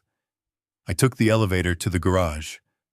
I did not buy a luxury sports car to celebrate my victory. I climbed back into the driver's seat of my trusty Ford F-150. I started the engine, listening to the comforting hum of the powerful motor. I drove out of the city limits, heading toward the quiet suburbs as the summer sun began to set, painting the evening sky in brilliant shades of orange and purple. The windows were rolled down, and the warm breeze blew through the cabin. I rested my arm on the center console, looking at the empty cup holder where that toxic pill organizer used to sit. I am a 72-year-old man, and I truly learned the hardest lesson. We spend our entire lives blindly believing that family is defined simply by the blood running through our veins. We give our children everything, hoping our unconditional love will magically turn them into good people. But sometimes the people who share your last name are the exact same people holding the knife to your back. Do not ever let anyone use the word family as a weapon to strip you of your dignity, your sanity, or your hard-earned life.